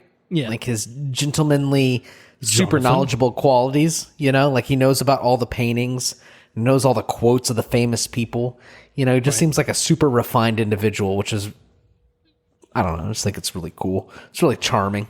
He's Ian McShane. I mean, he's a fucking charming bastard, that's what he does. He's awesome here. He's great. Yeah, eats it up, and that whole bit where I think he was quoting, I don't know who he was quoting, and I can't even remember the quote to be honest, but just have fun out there. There's an interaction between him and Lance Reddick's character where he's like, that's how life goes, or something along those lines when he's talking about the paintings. Mm-hmm. It was really, and I don't know. I just enjoyed that interaction. There's like some artsy shit weaved in here. I mean, yeah, it's like gun kata and like, you know, and that sort of thing. But like there's thought put into the script. It's not just big shooty bang bang, you know, for 3 hours. There is like, I think some really, you know, there's some consideration I think paid into it, you know, and whether that's coming from Keanu, you know, the director and the writers, like these people care about what they're making, and they're you know, they're treating it seriously and treating it earnestly, I think, and it really pays off in terms of how an audience responds to it. And I don't know about you, but just the idea of John Wick fighting so hard in order to be in retirement, in order to be at peace, really, really speaks to me, right? Like, what are you willing to do in order to be at peace and quiet and you know, just leave it all behind and be done, you know? It's like, okay, I gotta go into the slogs. Like, it really speaks to like the modern worker, where you gotta go into like, you gotta go deal with bullshit day in, day out. You know, everybody on top shitting on you all day. But God damn it, I'm just gonna do it because I want to be done and I want a peace. And what do I have to do to be done? And man, it just really speaks to me. Well, and it's so interesting because all of that is like, I mean, like, I feel like the events of John Wick 1 through 3 are like a week. Like, in 1 week, you know, this man has already lost his wife, loses his, you know, the puppy, which is a gift from his late wife, goes on a rampage and says, all right, I'm at peace again. I'll be fine. I'm going to bury my shit in concrete again, you know, seal it up.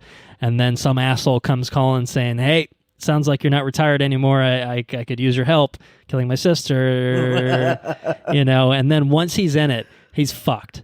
Like, he's back in it for good. He's completely fucked. And so his only goal is, I just want to be done with this. I will kill literally every motherfucker who stands in my way of my goal. I don't care who it is. Done. I just want to be done with this. And I don't care how many people I will kill to get to that goal. I will do it. I'll kill them all. You know, like, that's it. So, it's so simplistic, but it's John Wick. The end of John Wick 2, John Wick, the entirety of John Wick 3 is, I'm just killing to so I can get to the end of the day and rest, you know, and have finally peace again. You know, like, I was out once, I tasted that life, I need it again. I don't want to be the Baba Yaga anymore. It's like when you go to vacation. Like, I take vacation for 2 weeks and then I come back. God damn it, I had a taste. I need to be back. All you're doing is working towards vacation again. Exactly. So anyways, we get to, you know, they blow up the Continental, which is a mainstay. They kill the guy. It's a major deal. And then he gets, where's the next place he goes? I lost my train of thought. Japan is where we find John Wick next. Yeah, he's over. He's taking refuge in another Osaka Continental. Yeah, exactly. And he's everything got some connections changes. there. The nice thing about John Wick is everyone knows John Wick. John Wick knows everyone, and like most people who are respected and have been in the game for a long time, they just respect John Wick, and they're like, I will not fuck with John Wick.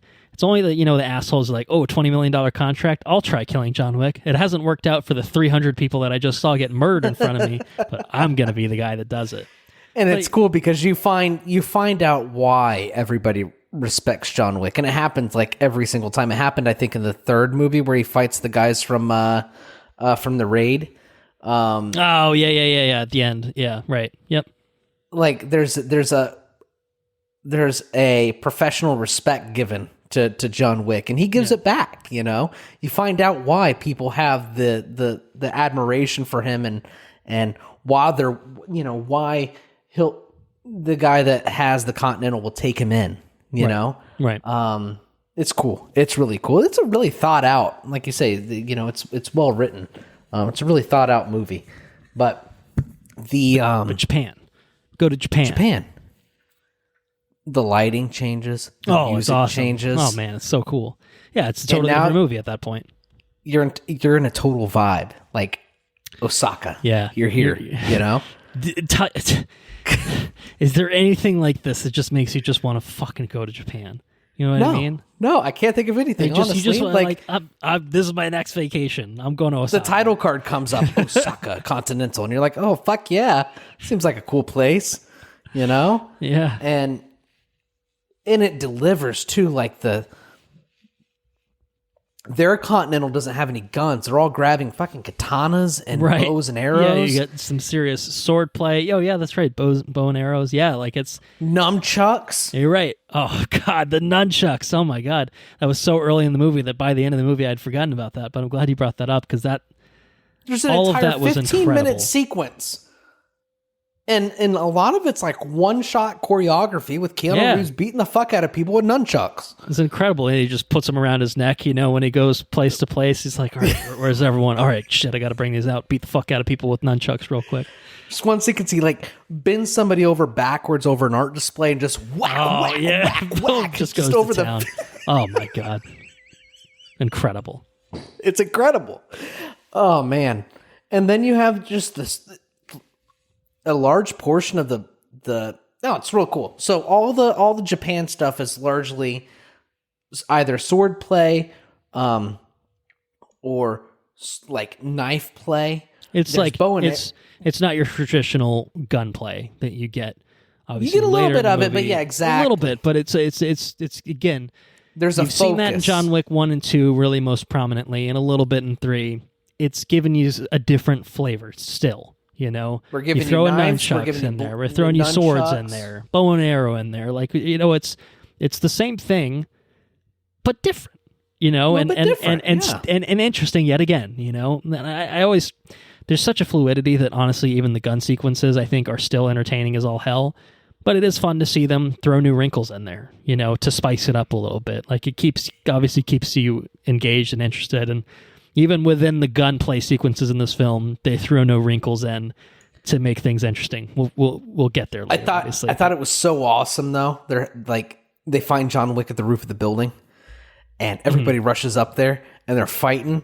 And then the first time somebody gets shot with a fucking bow and arrow, and they get boom, and they get pegged to the wall. Boom, you know what I mean? They get shot through the knee and they're stuck. Yeah. It's like, holy shit, what are these bows made out of? What are the arrowheads made out of? Such torque behind them. Yeah, exactly. People they're pinning people to the wall by their body parts. It's incredible. The wildly fun. The first time it happens and it pops off, it leaves you kind of it left me kind of giggly. I was just laughing about it the whole time. It's like, oh man, what creativity is this? This is awesome.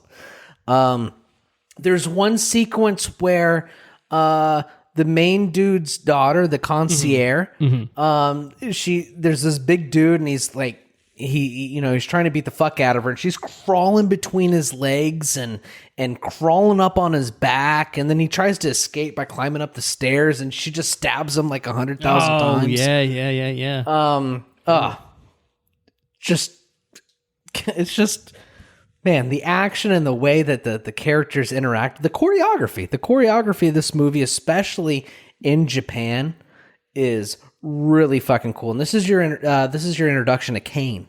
It's not your introduction to Kane, but it's your real introduction to Kane. It's Kane in action. It's Kane slurping down some ramen or something else, and then time to play. You know what I mean? And go to work. You see him. Actually, yeah. You see him at his game, and. He's a match for John Wick for sure. And he's blind. That's true. It's cool because he sets the doorbell things. Up the motion sensors. The motion sensors, so he kind of knows, where to target. So it's not just he's not just using the Force, like Donnie did in Rogue One. It's a little bit of thought given to it. It's a little heightened. It's a little hyper-realized, but he's a little bit Daredevil, you might say. But it's fucking cool. Okay. It's fucking cool. Yeah, I'll take it. He's got a sharp-ass sword, too. There seems to be, no resistance to when he pokes people with that fucking sword. Knife through butter. It just goes right through you, which is pretty terrifying. But yeah, he's got a sharp-ass sword, which is cool. He uses it as Kane. Yep. A lot of sword play, totally my shit. I ate up Japan. It sold Japan so for cool. me, and next destination has to be Japan. And then what do we to go the to? Continental. Where do we go next? Oh, this is our introduction to the hunter too. The guy with We the got the dog. hunter, who I liked in several ways, because I feel like he's one of the few characters who recognizes, let me, just jumping in to kill John Wick for the sake of killing John Wick is a bad idea. Maybe there's a better way of doing it. Way the fuck on the top of this roof, you know? Like I'm gonna wait for my opportunity, and he does take an opportunity later, and it doesn't work out. And he gets spared, and he's like, you know what? I'm back on John Wick's side. I'm not fucking with this guy ever again. Like, that's how you should treat John Wick. Is you tried it, you tested him, he fucked you up. All right, I'm done. I'm good. I want to live. I'm good. So I thought that was kind of fun to have him as kind of this, character that's kind of sewn throughout the movie. And he does legitimately aid John Wick in several ways. So he's pretty key character overall. We also lose the guy.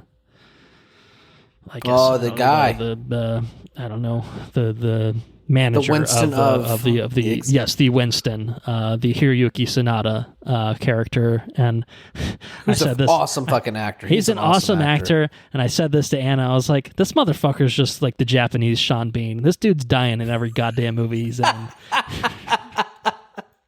Yeah, I swear he dies in every fucking movie he's in. Mortal Kombat, dead in 10 minutes. Avengers Endgame, dead in 20 minutes. Just fucking dead. Just dead in all his movies. He probably died in Bullet Train. I don't remember, but he probably died. Oh, he was in Last Samurai too. Yeah. He is an awesome actor. Awesome actor. But he dies in everything he's in. Maybe it's different for the Japanese films, but every like American film he's in, it's a requirement that this man must die by at least the third act. It's crazy. But he's awesome. I think he's a great actor. He was in Westworld, right? He probably died in Westworld. Yeah, he was. Yeah, for sure. That's probably it for Japan. I think that probably brings us more or less to Berlin. Or less. He was in Sunshine too. He was the main dude in Sunshine, wasn't he? He probably died there too. He probably got killed by Penbacker. Or maybe he was part of Penbacker's crew, in which case he definitely died. I think he was the captain, wasn't he? He was the captain of the ship in Sunshine. Maybe. Was he? Yeah, I don't know. He might have been. Kaneda. He probably died. I don't know. Yeah, he definitely died. Anyways, so does everyone, basically. So, but yeah, pretty much. Ship's captain. No, you're right. I'm sure he died. So point proven yet again. But yeah, this basically takes us, we get introduced to the idea that John can duel the Marquis Bill Skarsgård's character because there's a high table tradition, and so if he wins that, then he gets to live free and clear of his obligations to the high table. But he has to have a family connection. He tore his ticket with the Ruska Roma in 3 or whatever it was, so he could get the fuck out of Dodge. So he's got to reintegrate and prove himself. So he has to go on a side quest, in Berlin, to kill this the big fucking motherfucker in the purple with his gold grill. Yeah. Whenever they sat down at that table, that guy just started laughing at him. I lost my shit. I thought it was fucking hilarious. Oh man, they're going for it. This movie, and that whole sequence that unfolds was incredible. Again, the music in that sequence was just awesome. Like the score alone kind of propelled that scene. But the choreography was yet again awesome here too. I've seen people pointed out online, like those club goers are very chill with people getting horribly maimed around them for a while. There is a point where they're like, oh wait, hold on. I think some people are getting killed around us. I'm not sure. Also, I think that man fell several stories onto the ground here, but I couldn't hear it over the music, so it's fine. I don't know. It was awesome. The fucking guy. It's Scott Adkins, who's a martial artist in real life. But he's just chucking around, doing fucking roundhouse kicks. That big dude is Scott Adkins. Yeah. They put him in a suit for the movie. He's great. Yeah, he was very good. I thought that even his, when they're playing the card game and whatever, he's kind of relishing his moment to shine of John Wick, he's just doing that the whole time. I was like, what? He's having the time of his life too. I respect it. Oh man, the card game sequence was awesome. Thoroughly enjoyed that. Yeah. And I also enjoyed John Wick constantly, not constantly, 2 times anyways, throwing shit in his ass, which was pretty funny. Yeah. No, you stabbed me in my ass, and then he throws the fucking axe right in his ass. I thought that was so funny. That was good. No, that was a fun. Again, it was a side quest, and it's kind of just like, all right, this is all in service of getting to this point. We're gonna have a big third act sequence of this duel. Building to that. But it's fun. It's a nice little second act action set piece and a cool, location in Berlin. Club sequence, kind of a John Wicky sort of throwback, but elevated still. It was good. It was good. Good little set piece there. I enjoyed that. A lot of fun. I think it's one of the. It might be one of the most fun sequences in the movie, I think. It might be. It's one of the most fun. It's not the most fun, I don't think, but it's one of the most fun. It's definitely one of the most fun. Even just the characterization of all the John Wick is part of the what family? The Budapest? No, the Ruscaroma. Okay. Yeah. Just all those people. The guy that can't. He just says his name. I am Klaus. I am Klaus. He's got the lisp. I am Klaus. Just beats the shit out of John Wick and then drops him off the card table. I feel like he comes up to John Wick and says, I am Klaus. And he's like, John. Yeah. And it's awesome. It's so fun. Yeah, that's good. Just talking about this movie makes me want to watch it again. I feel the same way. We're just reliving it though, vicariously through each other right now. Just each of us brings out something that then we're like, oh yeah, that was awesome. Because it's 3 hours. That's like overload. You can't remember every little detail in it, but They set up the height, the duel between him and the Marquise. They got pistols. They're going to do it at this church. Blah blah blah. They do all that. But then, this is the point. This is the point to come back to what I talked about earlier. We're at the point where, there's an hour left in the film, and they've set up this duel. The duel is taking place at dawn. It's like, okay, well, what's taking place in this next hour? What could possibly take place in this next hour? Oh, literally the entire sequence of John Wick fighting for his life for the entire overnight period leading up to the dawn. Last hour of the movie is 3 different set pieces in Paris. It's just, let's just go to a few different locales in Paris and have a quick 15-minute fucking extended crazy ridiculous sequence that plays out.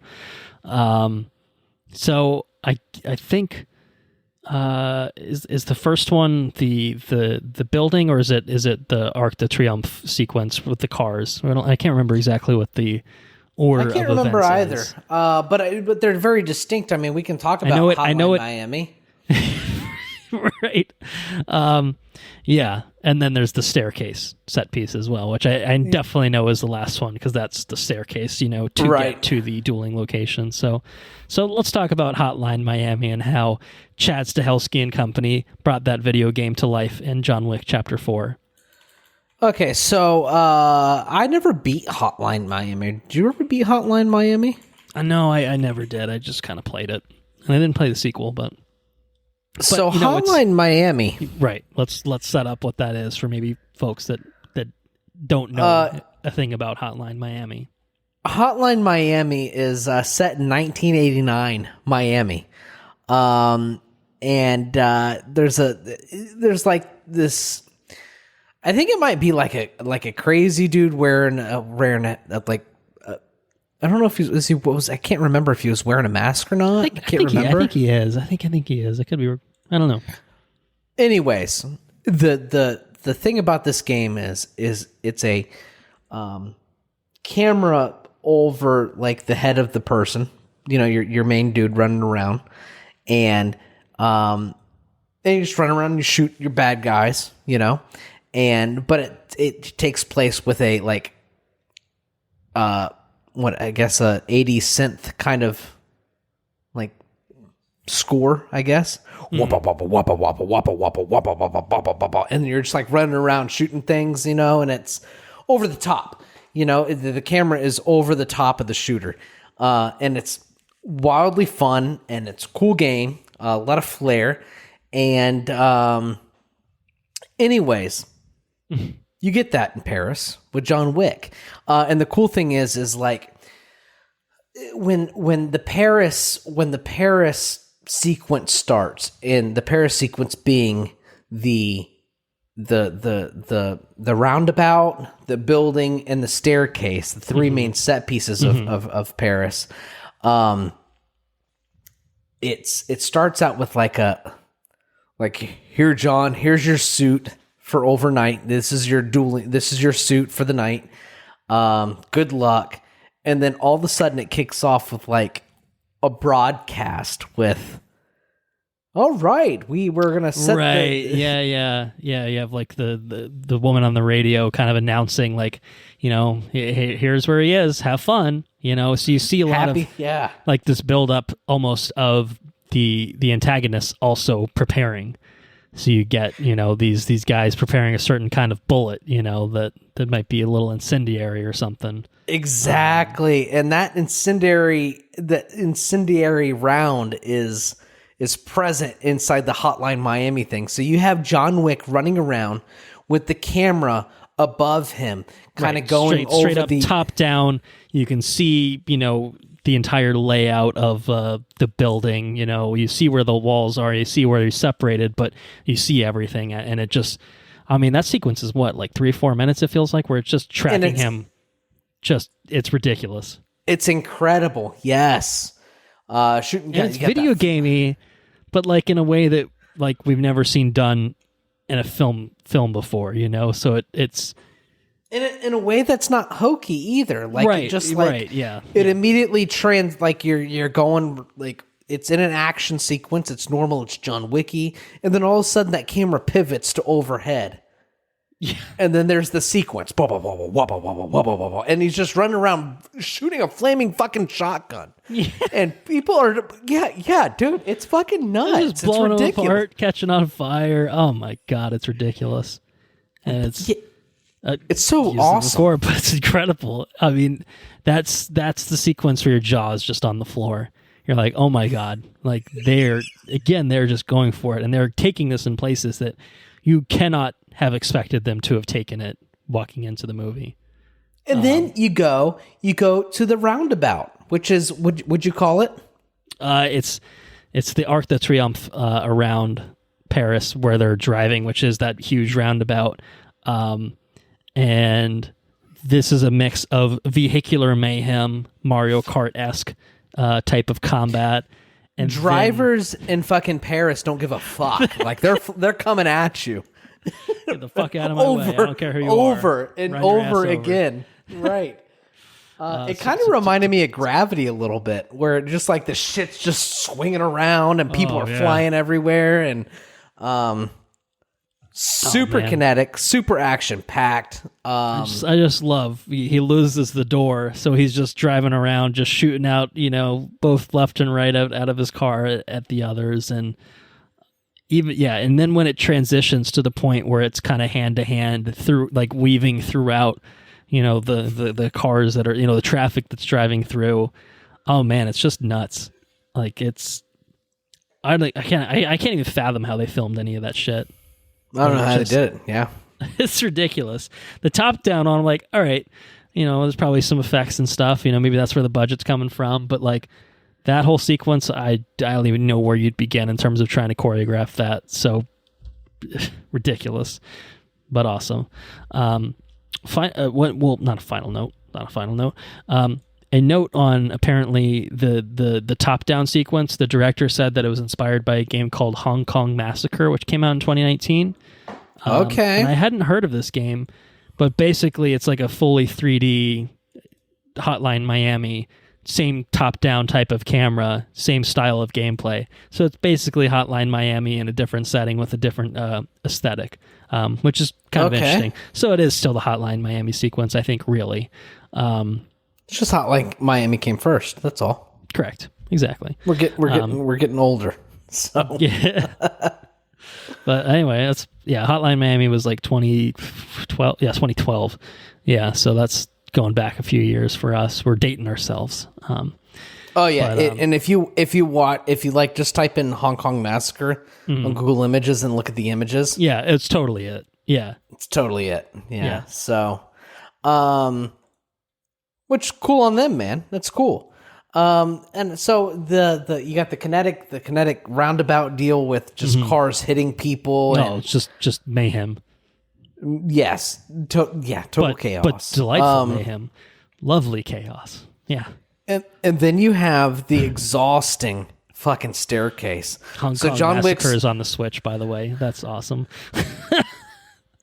That might be a good get. Yeah, might be a good little handheld kind of game, maybe. Anyway, yes, the staircase. We get to the staircase. So John Wick's done like falling through like Home Alone hole in the floor. The hole in the floor is where he saved the dude's dog. Oh, the guy, right? The indestructible Spaniard dude. That guy who also I thought wears that guy was dead suit. 4 separate times. Yeah, and every time he came back, I was like, "Fuck this guy, man! He's got the suit. He's got the John Wick suit. Someone fucking kill this guy!" And he does go out in what appeared to be quite a painful way. That dog said, "No testicles for you, my dude." Nuts, he says. Nuts. That's right. But that's where the hunter guy finds the respect for John Wick. You know. Yeah. He tries him a little bit. Again, he tries him a little bit, and then John Wick, fucking saves his dog, and he's like, "All right, this guy saves dogs. This guy's He's worth allying with." Yeah. So, anyways, John Wick's gone through Hong Kong Massacre. He's gone through Frogger Massacre, where just people are getting hit by cars left and right. John Wick gets fucking slammed by cars, and then the lady on the radio says, "All right, he's at the staircase, 264 steps to go," or whatever she says, and all the people fucking show up. John Wick gets all the way to the top, and then the fucking Spaniard shows up at the top and kicks him all the way down. He spends a full minute of film rolling down the entire fucking staircase. And then Kane shows up. He's like, "Hey, dude, you need to climb these fucking stairs." John's fully just like half dead at this point. Like he's got his arms like above. He's not even relaxing his arms. His arms are like fucking up, like permanently cramped up. He's like, "Yeah." He gets up and continues. He's got to make it to the duel. He's got to make it. And they both work together all the way up the staircase, which is another 25-minute. A little camaraderie between them, a little mutual respect between friends, now enemies. Got to make it to the duel. And of course, because the Marquis is a real twat, piece of shit, he's selected Donnie Yen to be, his second, so he can kill John Wick for him, because we all know the Marquis in a one-on-one that John Wick would absolutely fucking kill with one shot, even if he is all fucked up from his staircase tumble. He would have no problem putting one between his eyes, even with. And like you said, it's not even the fact that he just whatever they have. It's the fact that these movies, like if you just look at the events of this one alone, I mean, he breaks his back in Berlin when he gets roundhouse kicked off the 3rd story. Yeah. And then breaks his back and then falls all the way at the bottom of the dance. He'd already been kicked off a roof at the end of John Wick 3, which kind of ties into, and presumably there's a little recuperation between movies because, Lawrence Fishburne is nursing him to health and whatnot. But that's true. Man, he takes some punishment. Some serious punishment. But he's John Wick. He's just got to keep going. But the one that gets him. Yep. Is the shot to the gut up there at the duel. But he frees absolutely everybody. You know what I mean? Like no, it's an awesome end sequence. Oh man, so good, right? Because he doesn't want to kill his friend. He respects Kane. He cares about Kane. Kane obviously has, he has his daughter out there who he's fighting for, and that's why he's in this position. John again just wants peace. He wants to be out. So I don't know, man. Just that whole thing where John doesn't take the shot and then just fucking kills the Marquis, who's just a cocky asshole, shows up and oh yeah, he's half dead. I can win this now. It's like, just getting the last laugh there was excellent. You pompous bastard! He never shot his gun. He's boom. That's it. Boom. Yeah, good. A fitting end for the Marquis. It was a real prick, that one, I think. That's Kane gets freed, John is freed, but John, I think John's had enough. As soon as we start seeing some flashbacks of his wife, you think, we might be in danger here. So we do see a tombstone at the end here. We see what appears to be the end of John Wick, the final resting place of John Wick, loving husband. But is it? Is this the end of John Wick? What do you think? Do you think we see more? So if this is the end of John Wick, it's a John Wick's. The franchise will continue beyond John Wick. We can get to that in a little bit. But purely in terms of Keanu's involvement, in terms of the John Wick character, do you think that this is it at this point in the story? Is there a chapter 5 that brings him out of the grave, or he never was in the grave? I mean, we could do a chapter 3.5, a 2.5, a 1.5, or a chapter 0, of course. But do you think that there's more story for John Wick beyond this point of the narrative? Or are you content with what you got? The dog did look up. I've read that there are some people thinking, all right, maybe John's strolling up behind him and, Doggy's perking up as John's walking and, it's don't come after me anymore. I'm officially dead for anyone who asks. Could be that. Yeah, it could be that. He could honestly be dead. If he was dead, I think it's a very fitting... He could just be dead. That's obviously a scenario that makes sense. On John Wick's story, I think that's good. I don't know what's up with Ian McShane's character having like the tattoo that he has when he touches the tombstone. I don't know what's up with that. It's like, was he originally part of the same crime syndicate as John Wick? Maybe. I don't know. I don't know what there is about that, but that's cool. It's another story that we can explore. But I would be. I've said it many times. I like my stories to have a beginning, a middle, and an end. Even if the ends are like, hey, listen, if John Wick goes out with this movie being the last John Wick, kind of feel okay about it, right? I kind of feel okay about it. It went out on its best this fucking is merits. This is a high note. This is a high note to go out on. Exactly. Like if you do it one or two more times, is it going to You're going to have a bad movie. I don't care what you say. You can't. I don't think that this movie can be one-upped any more than this movie was already made, right? Like, you'd have to, like, John Wick in space or some shit. It just doesn't happen. Fast and Furious it. Exactly. I agree. I mean, it feels like, all right, you're making a movie that's almost 3 hours. Like, you're putting it all out on the table at this point, And not to say that you can't have maybe there's a way to do it, right? Maybe there is a way, but it almost feels like you can't just expect them to do it again. Like they'll only do it if it feels like the time is right and they have a reason to do it. Like other stories being told in this mythos would be totally acceptable. Right. That's totally fine. And that is where we are, at least as far as we know. Because I think this was, from what I read, this was originally going to be chapters 4 and 5 shot back to back, and then COVID fucked plans up, and they just decided we're just going to do one big one, and put it all in here, more or less. Well, they fucking crushed it. Right. And so maybe there's a version of this movie that is just, through Berlin or something like that, and maybe there's something else, and they kind of split the story. But I think by doing kind of one big, movie. I think it went to a lot of places that it needed to go to, and by the end you have a satisfying resolution. But I know what they're at least planning on doing is there's a Continental TV show with like a younger Winston that's coming to, I think, Stars.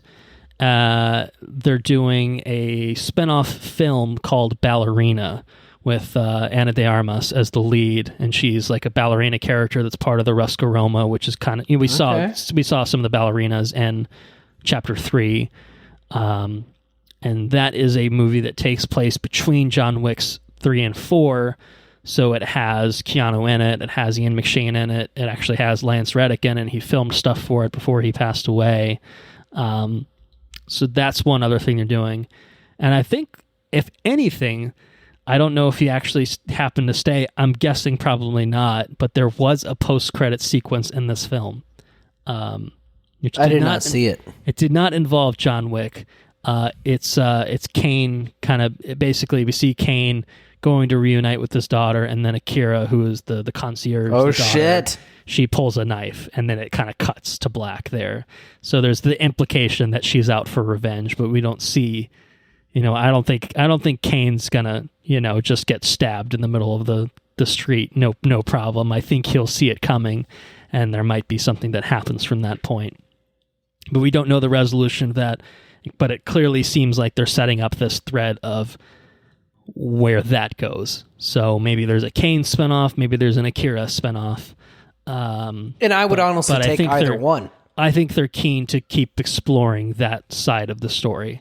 And so, it kind of seems like they're at the point, hey, if we bring back John Wick at some point beyond this point in the narrative, maybe there's a reason to do it. But for now, this world is built up enough and good enough for other things to stand up in it. We can have a ballerina spinoff. We can have a Continental TV show. We can have Donnie Yen and Rina Sawayama spinoff thing too. And I agree. That's good. As much as it's like Star these Wars, movies, man. We don't need another Skywalker film. Right. There's so much you can do with Star Wars. And at this point, they've done so much with John Wick. You can do so much within John Wick, even without John Wick. Is it as interesting? Does it lose a little bit of a step? Am I going to be less interested in certain Star Wars movies versus others? But yeah, probably. But maybe not. But maybe not. Maybe there's a hook. Maybe there's something you can do that propels it, to a higher. To quote echelon. John Wick, I think John Wick at some point in this movie says, "Yeah, maybe not. Maybe not. Must be afraid to dream a little bigger. That's all." Oh, there we go. Yeah. The John Wick universe is capable of so many more good stories. Yeah, I mean, they've done such a really admirable job of taking a simple revenge story and just building this huge and interesting and compelling mythos around all of it. The Continentals, the markers, anything, the Bowery, like this. The fact that there's no cops. There's never any cops. I don't understand what the deal is. Except for Jimmy. Yeah, Jimmy shows up. Working again, John? Yeah, something like that. Good old John Wick. Good old John Wick. I don't know. I think that might be it. Any other thoughts on John Wick? The gold standard of American action movies. Should we have a toast to John Wick Chapter 4 and Mr. Wick? Mr. Wick. Yes. Cheers. Cheers to you, Jonathan. Cling. Clink. I'll edit in some sounds. It'll be really cool. Very touching. Very touching. Well, it's been a little bit since we recorded. Tell me what you've been up to. What's been going on in Mr. Andrew Meadows' life? So Andrew Meadows has celebrated a baby shower. We had a That's grand. Right. I think you were preparing for it when last we recorded, so it's now happened. It's happened. We had a baby shower. So many people came to support the little baby coming into the world. Little baby B. Little baby B. He is coming. He is like well on his way at this point. Yeah, he's fucking barreling down the hatch. Oh, he's coming. He's coming. But we are well prepared. There's actually a here I can show you. It's sitting right here in the man cave. I think that's a is that a little like a stroller with a kind of deal with a car seat on top of it. Okay. Got a Mockingbird stroller with a stroller there. His little room is all set up. He is ready to be brought into the world and to watch Extraction when he's here. Catch him up on the first one before you show him the second. He'll be very confused otherwise. I mean, we're gonna set standards with movies and stuff, but I could not be. It was. I think it was Sarah's mom, like rented out a neighborhood clubhouse, and everybody came. It was nice. It was a lot of people showed up. It was very, very, very nice, and everybody way outdid themselves. And we're just very, very fortunate, very blessed to have the people that we have around us. You know what I mean? Like it's, I go to work and it's easy to kind of slip into like, fuck, this just, sometimes it just sucks. You know what I mean? Yeah. And then it's like, you know, when everybody comes together in that kind of way, like we saw it was our wedding. We're just really fortunate to be surrounded by love. Yeah, exactly. You know what I mean? Like we feel like I'm fortunate to where I get to do this with you once a week or once every couple of weeks, and we have a really good time doing it. And this week we're doing it twice. Special occasion. But we're fortunate to be able to do that. You know what I mean? And I get to feel the love here with you and doing that. But sometimes it's easy to kind of like fall into a slump with that sort of stuff. And, but yeah, we are very, very fortunate to be surrounded by so many people that love us and, inherently love our baby that is coming into the world here in just a couple of short months. Mm-hmm. And it'll be here before you know it. It's very exciting. I'm excited for this next chapter.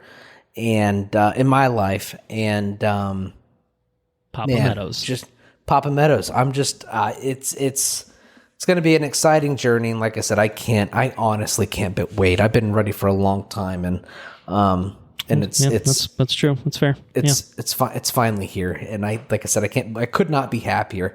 And nothing kind of like 9 weeks is a long time to kind of like prep. Or 9 months. 9 months is a long time to prep. But nothing kind of like really drills it home to where everybody's being surrounded by you and like, hey, like your baby's almost here. Here's some stuff to help you out. Here's some diapers. So anyways, the baby shower happened. It was awesome. In other news, we have been watching a lot of John Wick, which we talked about. That was cool. Yep. What else was there? Been setting up the baby room. A lot of baby stuff the past little bit. A lot of American Idol. American Idol's been pretty good this season. I will say American Idol's got some real talent, singing a lot of really good songs. Some story like someone dropped out because like they were missing their kids or something like that. Is that this season? That was this season. Yeah, somebody dropped out because they were missing their kids, which is. Maybe you'll understand in 2 months, when you audition for American Idol next year. Sympathize. You're going to think about Baby B back home, and you think, I can't be in Hollywood anymore. No, kids, you're coming to Hollywood with me or something. We're going to figure this shit out. There's a solution. Yeah, maybe. We're going to figure it out. Credit card debt, always a solution. Yeah, it's been a solution for a long time for me. Yeah, so that's happened. Speaking of that's cool. Paid off a lot of stuff in preparation of baby coming. Trying to turn my life around as like fruitless spending and stuff. And so we are, we've done well as far as paying stuff off, and so that feels really, really, really gratifying. Sarah's taking her master's course, and we're paying for that as well. We didn't take out any student loans for that, and so. Nice. It feels like we're taking things in stride. This week, as a matter of fact, I meet with an orbital specialist to remove my right eye. Get it out. Get that motherfucker out. I'm tired of it. So we meet with him we meet with him on Friday. So we'll see how that goes. I don't know how that's going to go, but we'll see. What else is there? I think that's about it, really. I've been reading this. I hadn't been reading. To be honest, I haven't read any of it. I've been listening to it. But the Alloy of Law, which is the Mistborn 4, basically, or Mistborn, starting Mistborn a new 4. I guess Era. chapter in Mistborn. Yeah, era in Mistborn. Right. Yeah. New characters and stuff. I assume. It takes place it's kind different of time like period or it's kind of like a Western. Yeah, almost. Okay. Almost. You kind of get that. I think from the cover of it, it kind of has that sort of feel to it. Yeah, it's kind of like I would say it's a steampunk Western is what I would say. Okay. That sounds pretty cool. Scadrial, which is the Earth of the Mistborn stories, where people are either they're not Mistborn, but they can be Mistings, or they can be what are they called when they can store their metal mines and stuff? I can't remember. Anyways, it's pretty good. I enjoy it. That's a pretty good book. I listened to it on the way. I bought a new Bennett mobile. I now have a little truck. I'm back in the truck biz with little Colorado. It's a little diesel truck, which is cool. It's a pickup truck that gets it gets anywhere from 25 to 28 miles a gallon on the highway. It's pretty good. Which is it's pretty awesome for a truck. Yeah. So it's practical. It's got room for a car seat. It's it's going to be the Bennett mobile, so that's cool. Yeah. And then Mandalorian, I watched that and I picked up Bad Batch again. Okay. Because I'm behind on that, but yeah. So that's what I've been up to. What about you, dude? Not a whole lot on my end. A couple movies to talk about. So, while it was playing in Dolby Cinema, I happened to catch Dungeons and Dragons: Honor Among Thieves. Holy shit! Those reviews, I swear, those reviews. I mean, if we had more time and whatnot, and we weren't behind on things, I would say let's cover Dungeons and Dragons. But obviously, we are where we are. We have time to talk about John Wick. We've done that, obviously, and we'll have time to talk about Mario. Before I do a little thing that I'll get to. I caught Dungeons and Dragons because it had fucking 90% on Rotten Tomatoes. The average rating was 7 something or whatever, but that's pretty incredible given how shit it looked, how bad the posters were, how bad all of the marketing was, where it just looked like complete shit through and through. And I will say, I think it's an early contender for the most surprising film of the year. It's a strong contender. Wow. I'm not going to say it's an amazing film or it's a perfect film, but it's a very enjoyable film. It's a very fun film. They kind of somehow nailed the right tone, and I don't think the trailers conveyed it the right way. I think the trailers conveyed it as something that was a fairly serious fantasy film with bad jokes in it, whereas the actual film is kind of a whole tongue-in-cheek, goofy, having fun along the way, and everyone's a goofball except for one character who's completely serious and played straight, which makes it funnier because it's against the goofball characters. And I think there was a lot of care put into it. I'm not someone that's super well versed on D&D stuff, but I know enough to know aspects of the lore and certain locations and obviously how it's been treated in different mediums. And to me, it felt like the people that made it, who are the people that made Game Night, the movie Game Night, which is very good. They feel like actual legitimate people who loved playing D&D growing up and probably still play it as adults. And so they treated it with the right amount of respect for the material while also recognizing some of this stuff is just goofy as shit. And so it really was just kind of a fun movie. Can't think of a better word to describe it, but I had fun with it. It felt like there was care put into the way they made it. There's a lot of practical effects where they're, in other movies would just be shit CGI. And the cast was fun. Chris Pine's just playing a goofy bard. Michelle Rodriguez is tough lady, but kind of with heart, and kind of, more to her character. It's what she does, right? And then Hugh Grant. I saw someone online describe Hugh Grant as just doing his best Boris Johnson impression, and I kind of agreed with it, and I thought that was very funny. And he's clearly having a ball. No, it's fun. I would say, when it rolls around to streaming, or if it's on Plex or whatever, I mean, honestly, I'd say you could do worse to see it in theaters, but I'm not gonna like ask you to go see it in theaters or anything like that. Obviously you got other shit you're worried about Sunday in your is life, rolling but, around and Sarah's going to a brunch. I mean, it's not the worst thing you could do with your time if you need to kill a couple of hours, is what I'll say. I had fun with it. I think go in with, ready to have fun and kind of just live in a goofy, but earnest fantasy world for a couple of hours, and I think you'll be surprised by how enjoyable it is. I mean, I wouldn't have seen it if it weren't for the reviews. That's really what tipped me over into just the curiosity. Like, I had to sate the curiosity of like, how the fuck is this getting like good reviews? Like, so I think it's a failure of marketing. Like, clearly they didn't have the Barbie marketing team working on for them or whatever, because they really fucked it. Because the posters were so generic and like poorly photoshopped, and the trailers were just didn't really seem to convey the right tone. But I recommend it. It's good fun. It's good fun. I'll probably watch it again. I saw it on my own, but I think when it comes around to streaming, I would watch it again and I think it's probably a fairly rewatchable film. Definitely some good humorous moments in it. But at its core, it is a Dungeons and Dragons movie, and so I think it does live up to that part of it. So yeah, okay. Color me surprised. On the other hand, I think I had a few beverages and we watched She's the Man, which is on Paramount Plus, an Amanda Bynes throwback. I don't know if you've seen that. No, it's the one where she dresses up as her brother, who's going to a new school, and she pretends to be her brother because he's going out of the country or whatever. And so she's playing the man. It's like get drunk at midnight kind of movie. It's fine. Okay. It's fine.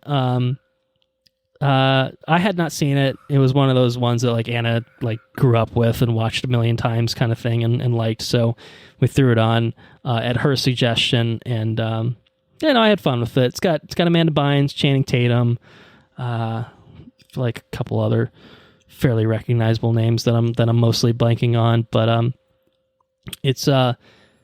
it feels like the kind of movie that Sarah would have seen. I bet if you asked Sarah about it, she's seen She's the Man.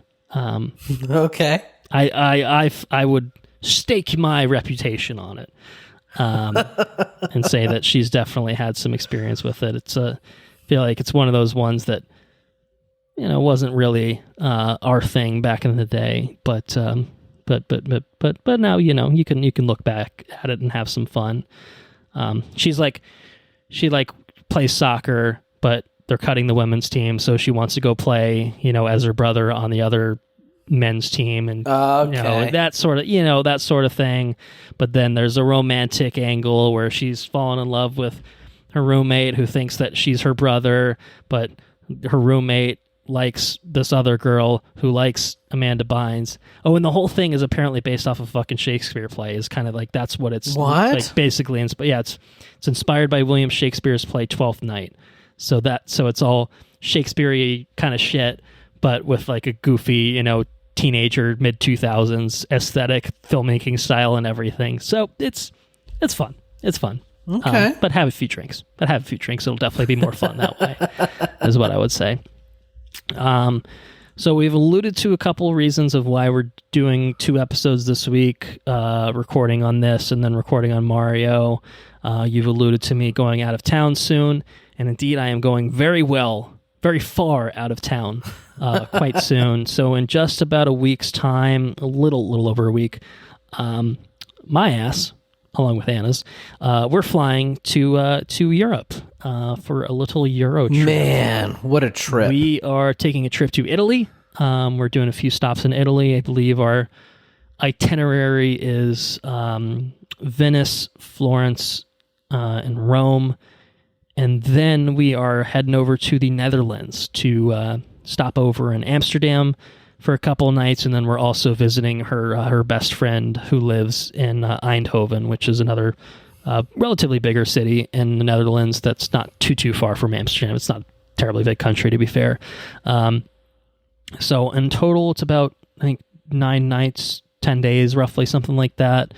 We have like a flight on a Wednesday that, with all the time changes, we actually don't get into Italy until the next day, sort of thing. So we'll be trying to do some plane sleeping and stuff like that. But that's the basics of it. I might say a little bit more about it when we record on Mario.